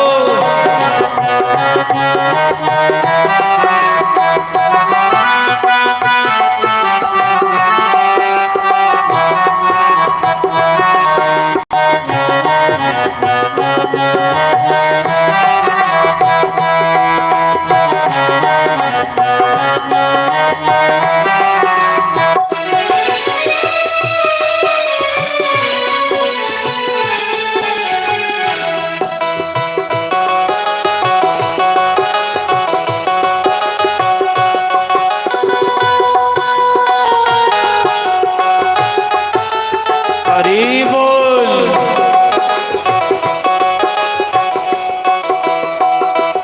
जो असल में हस्ती में डूबे, उनको क्या परवाह जिंदगी के, जो असल में है मस्ती में डूबे, उनको क्या परवाह जिंदगी के, उनको क्या परवाह जिंदगी के, उनको क्या परवाह जिंदगी के।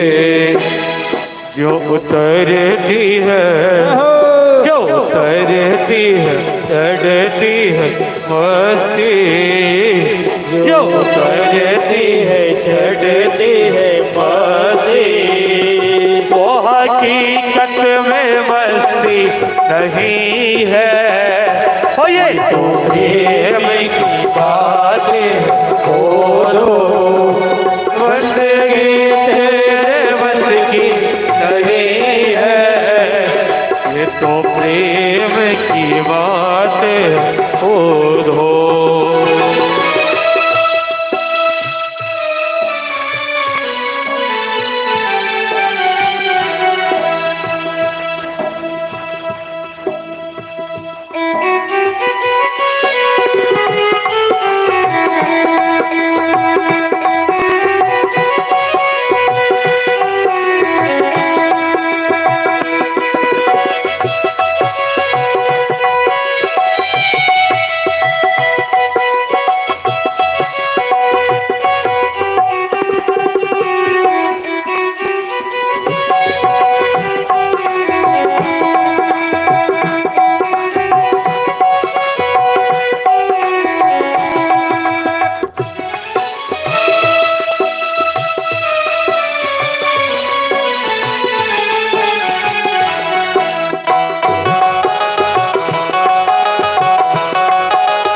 जय हो हरि बोल।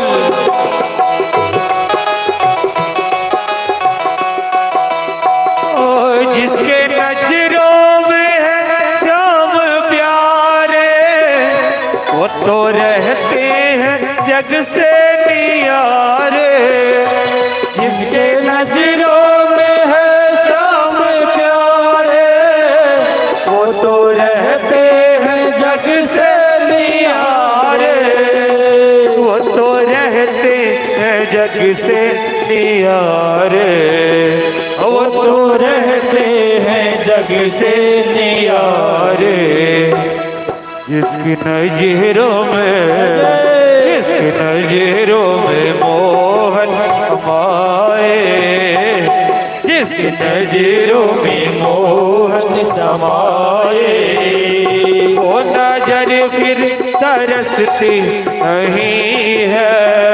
ओ ये तो प्रेम की बात बोलो, बंदगी तेरे बस की नहीं है।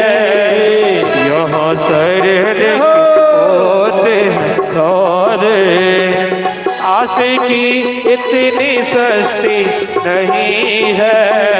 ओ ये तो प्रेम की बात है वो दो, ये तो प्रेम की बात है वो दो, ये तो प्रेम की बात हो दो। जय जय श्री राधे। और ये भजन में प्रसन्न होकर दिलीप यादव, सुनील यादव, इनके तरफ से 151 रुपए का पुरस्कार आया है। और रिंकी यादव, पति धर्मेंद्र यादव मेघा पोखरवीर, इनकी तरफ से भी 51 रुपए का पुरस्कार। एक बार जोरदार ताली बजा देंगे। बहुत बहुत धन्यवाद।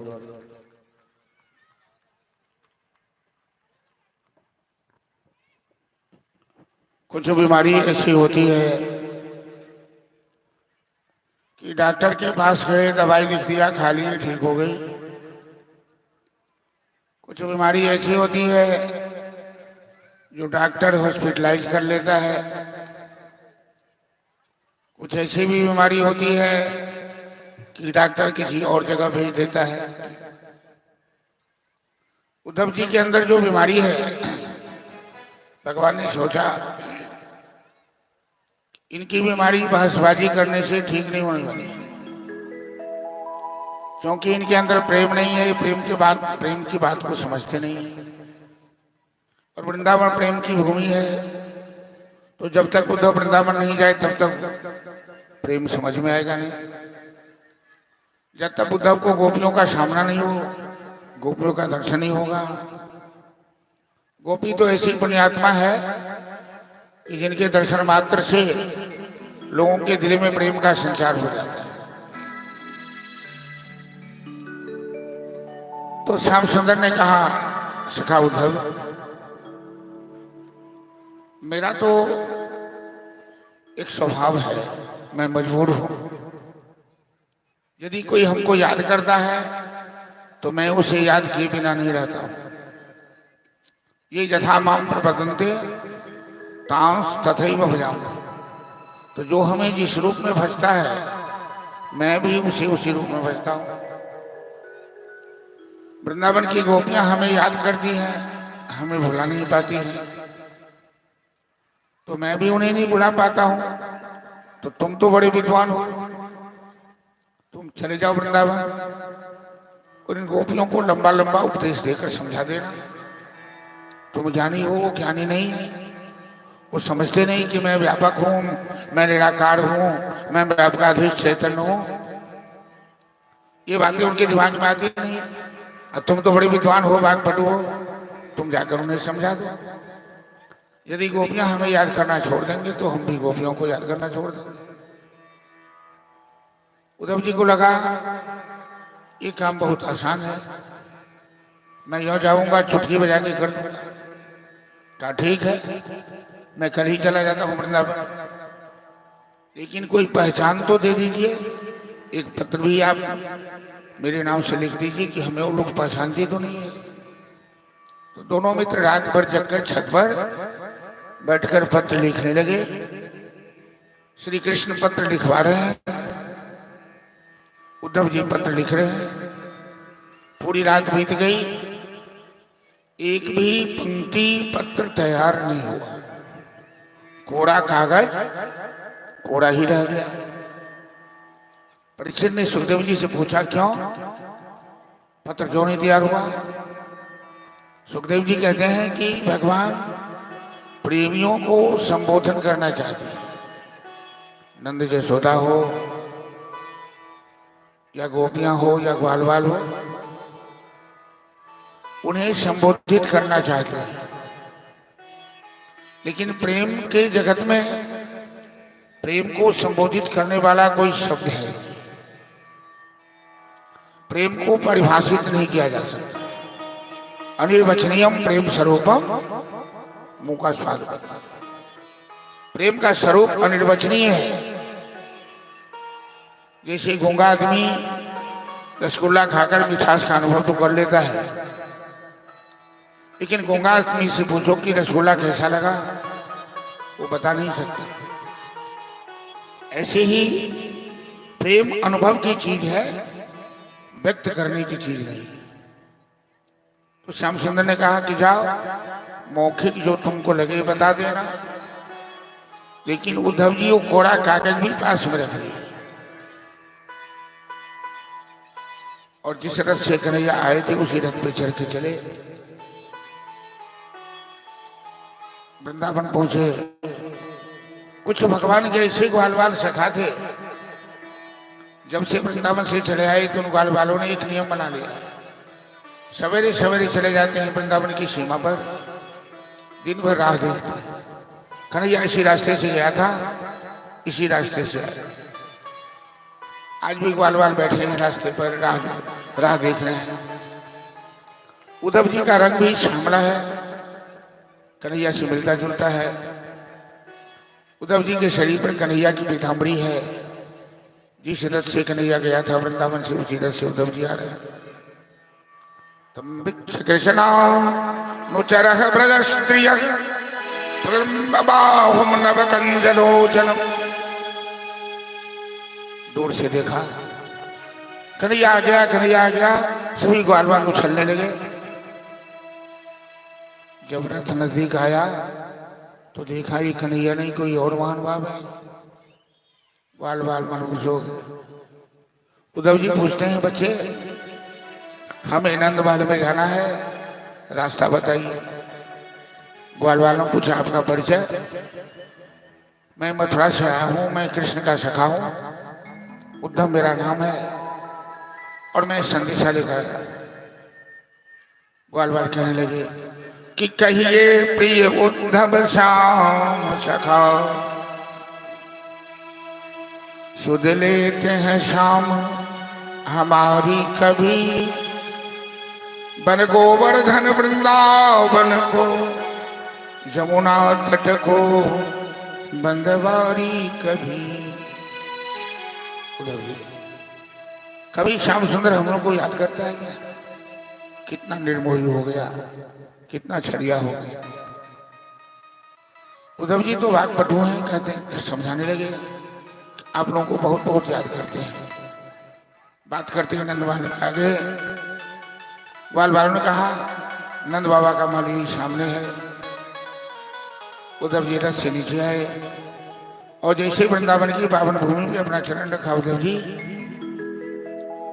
जी के अंदर जो ज्ञान का अभिमान था पता नहीं कहाँ गायब हो गया।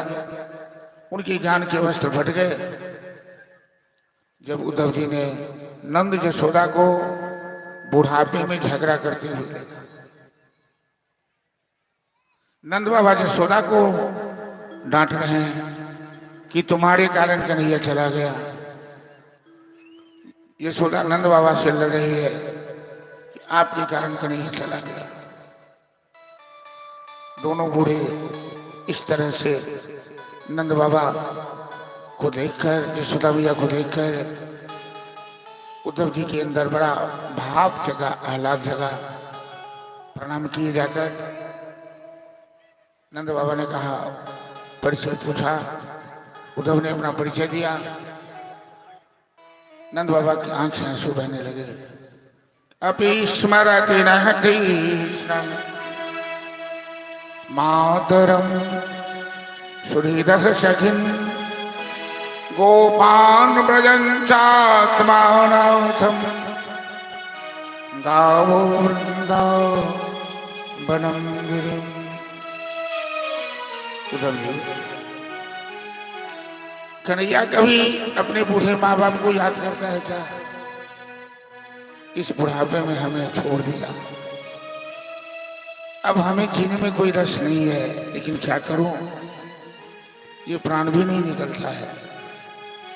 और एक बार इच्छा है कि कन्हैया का मुखमंडल देखने की, एक बार कन्हैया को गले से लगा लेते,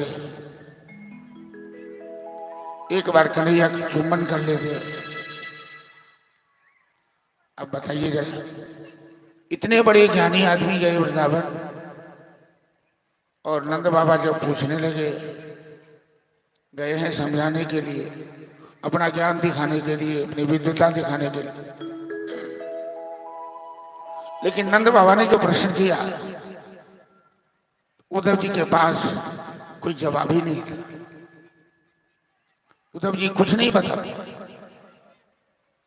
क्योंकि जीवन में प्रेम की धारा और प्रेम के स्तर को कोई लांघ नहीं सकता। और भगवान तो प्रेम के अधीन है, प्रेम ही भगवान है, प्रेम में ही भगवान है।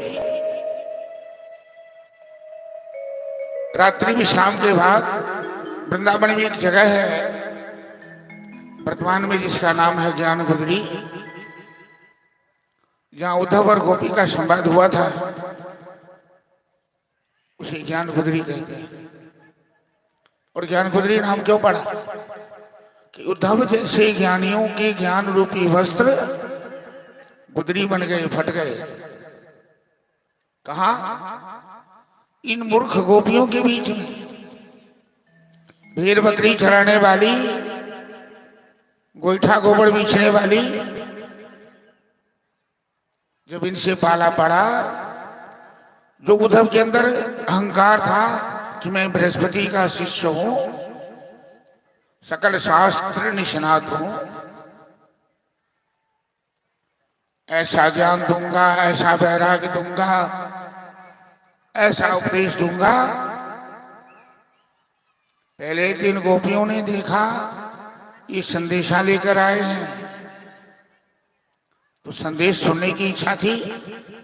जब उद्धव जी समझाना शुरू किए कि तुम लोग मूर्ख हो, तुम लोग कन्हैया को पहचानती नहीं हो, अरे ये कोई नंद का बेटा है, वो कोई ग्वाला है, वो तो जगत का पालनहारा है, वो विश्व का मालिक है, वो सब जगह व्याप्त है। 2 मत होता है, निराकार और साकार।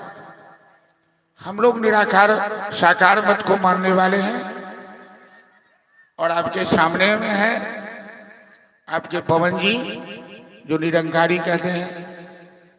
लेकिन हमारे भागवत शास्त्र में या गोपी की भक्ति के आगे निरंकारियों का निरंकार, ओम कहने वालों का ओम कहाँ गायब हो जाता, वहां तो सबके मुंह से निकलता है राधे राधे।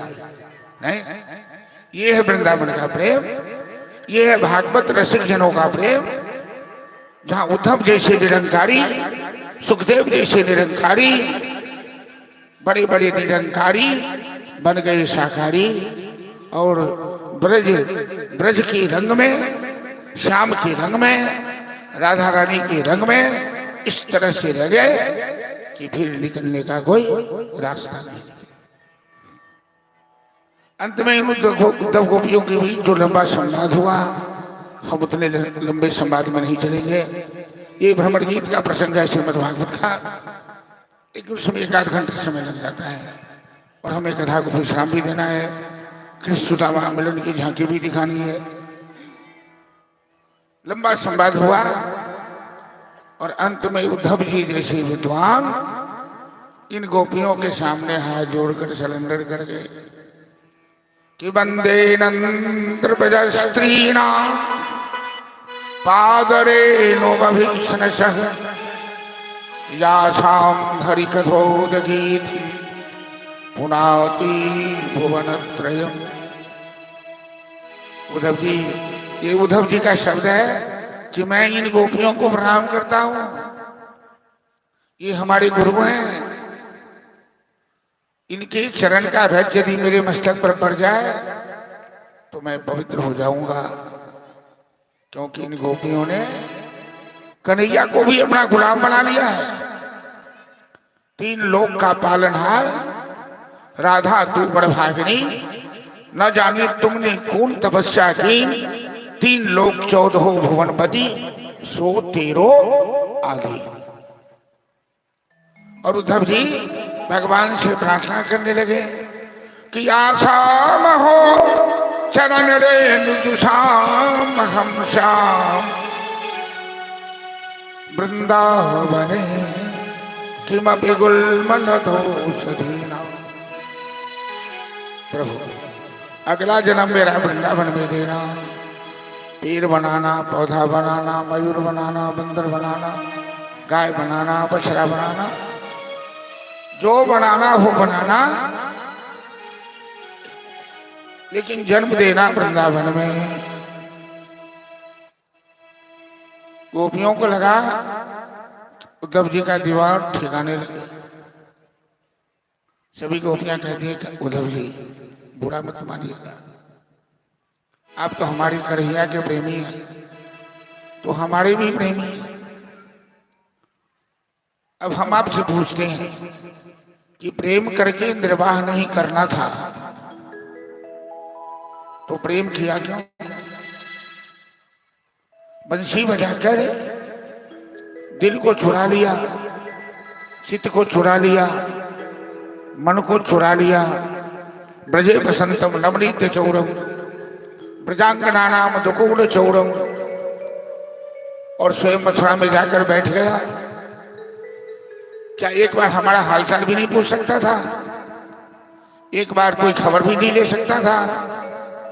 प्रेम करके निर्वाह नहीं करना ये कहीं का नियम है उद्धव जी? मैं आपसे पूछती हूँ, हम लोग आपसे पूछते हैं, हमें कन्हैया से कोई अपेक्षा है क्या? हमें कन्हैया से कुछ नहीं चाहिए। अखिया हरि दर्शन को प्यासी, देखन चाहत हो कमल नयन को, निस्दिन रहत उदासी।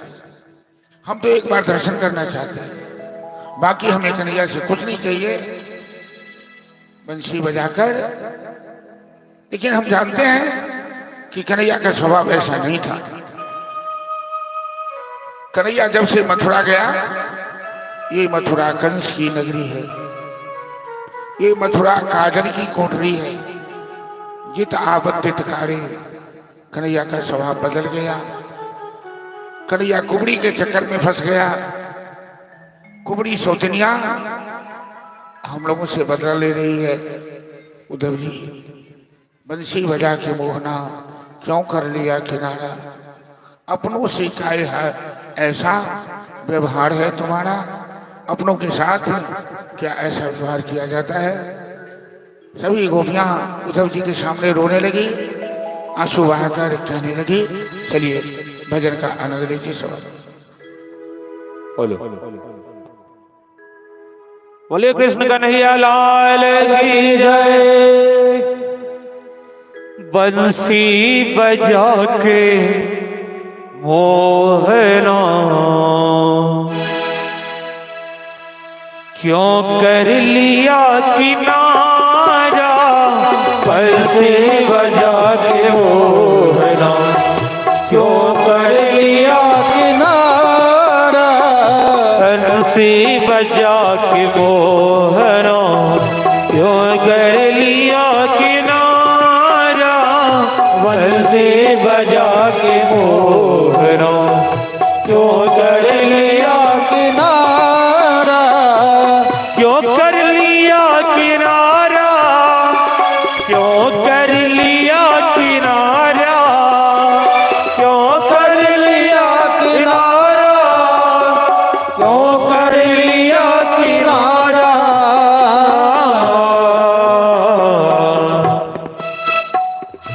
अपनों से हाय कैसा, अपनों से हाय कैसा व्यवहार है तुम्हारा? अपनों से हाय कैसा व्यवहार है तुम्हारा?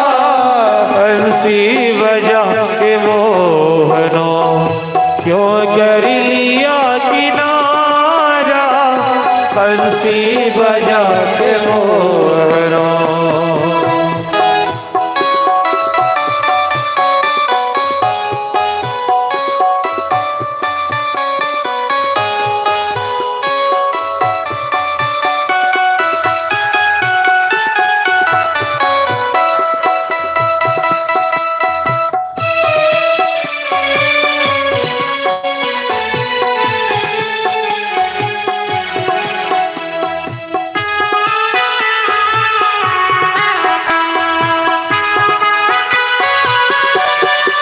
जाओ ताली बजाते हुए ढूंढा गली गली में हो जा डगर डगर में ढूंढा गली गली में हो जा डगर डगर में ढूंढा गली गली में हो जा डगर डगर में ढूंढा गले गले में हो जा डगर डगर में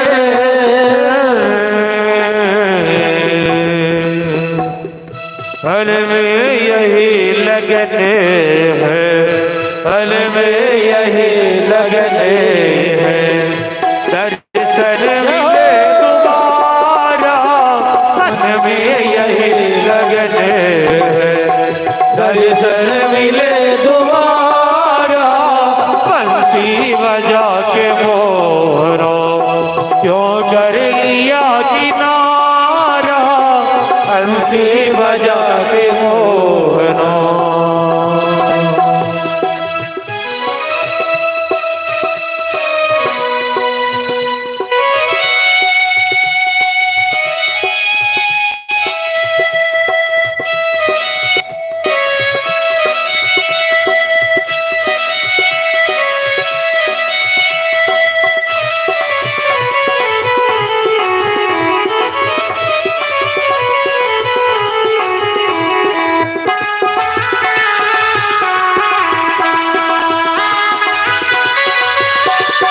जय हो हरि बोल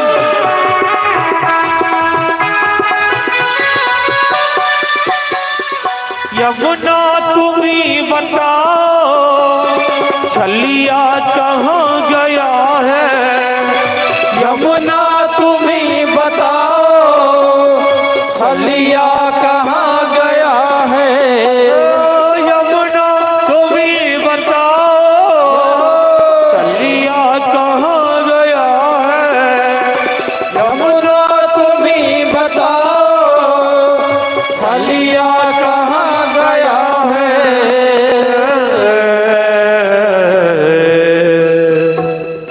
तू भी चली गई है तू भी चली गई है कहती है नील धारा तू भी चली गई है कहती है नील धारा बंसी बजा के मोहरा क्यों कर लिया किनारा बंसी बजा के मोहरा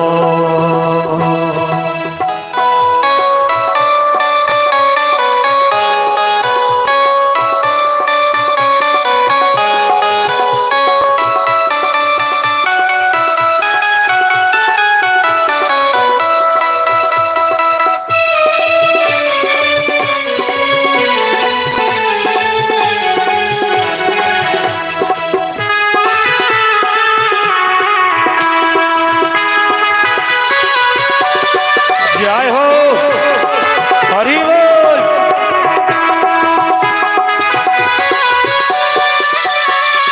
दुनिया कहे दीवानी पागल कहे जवाना दुनिया कहे दीवानी पागल कहे जवाना ओ दुनिया कहे दीवानी पागल कहे जवाना दुनिया कहे दीवाने पागल कहे जवाना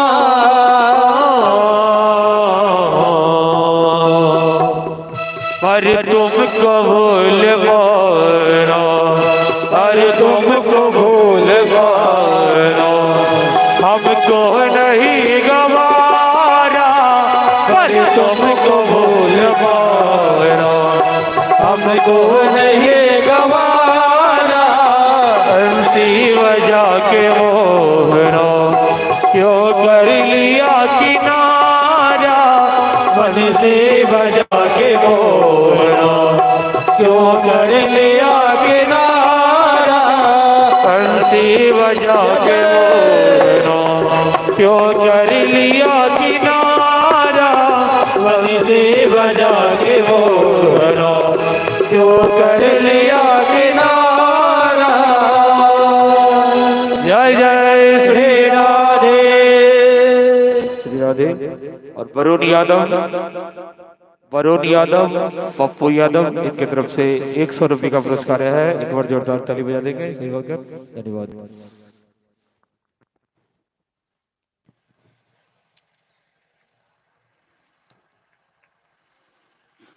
सभी गोपियां आंसू बहाती उद्धव जी से कह रही हैं कि उद्धव जी कि परसों कही आवल श्याम गए पर बीत गए कितने परसों परसों न घटे परसों न बढ़े परसों की बात गई बरसों। कन्हैया तो बोल के गया था कि मैं परसों चला हूं। उनका परसों कभी परसों होता ही नहीं गया, न घटता है न बढ़ता है, बरसों में बदल गए। वृंदावन की हालत तो आप देख ही रहे हैं कि नित्य दिन बरसत नयन हमारे। उद्धव जी श्याम सुंदर की विरह में हमारी आंख से आंसू इतने बहते कि आंख में काजल नहीं लगते, और हम लोग काजल लगाते तो पूरा कपड़ा काला हो जाता है। कभी हमारी कंचुकी सूखती नहीं। जाके कहिएगा छलिया से कि हमें उससे कोई अपेक्षा नहीं है, हम केवल एक बार दर्शन कर लेना चाहते हैं। मथुरा जाकर लाट साहब की तरह बैठ गया। एक बार न चिट्ठी न पत्री न कोई खबरिया। मथुरा नगर कान्हा गेलई नीर मोहिया सखी है गेलई नीर मोहिया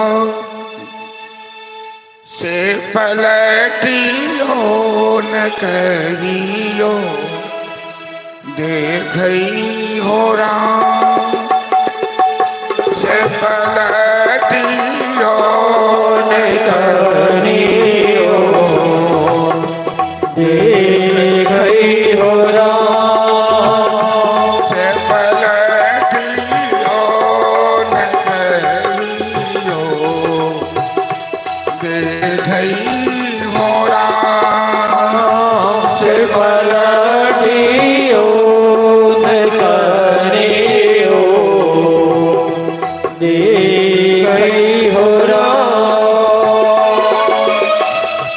मथुरा नगर कान्हा गेलई नीर मोहिया सखी मथुरा नगर कान्हा गेलई नीर मोहिया सखी है गेलई नीर मोहिया से पलटियो न करियो देखई हो राम से पलटियो न करियो देखई हो राम।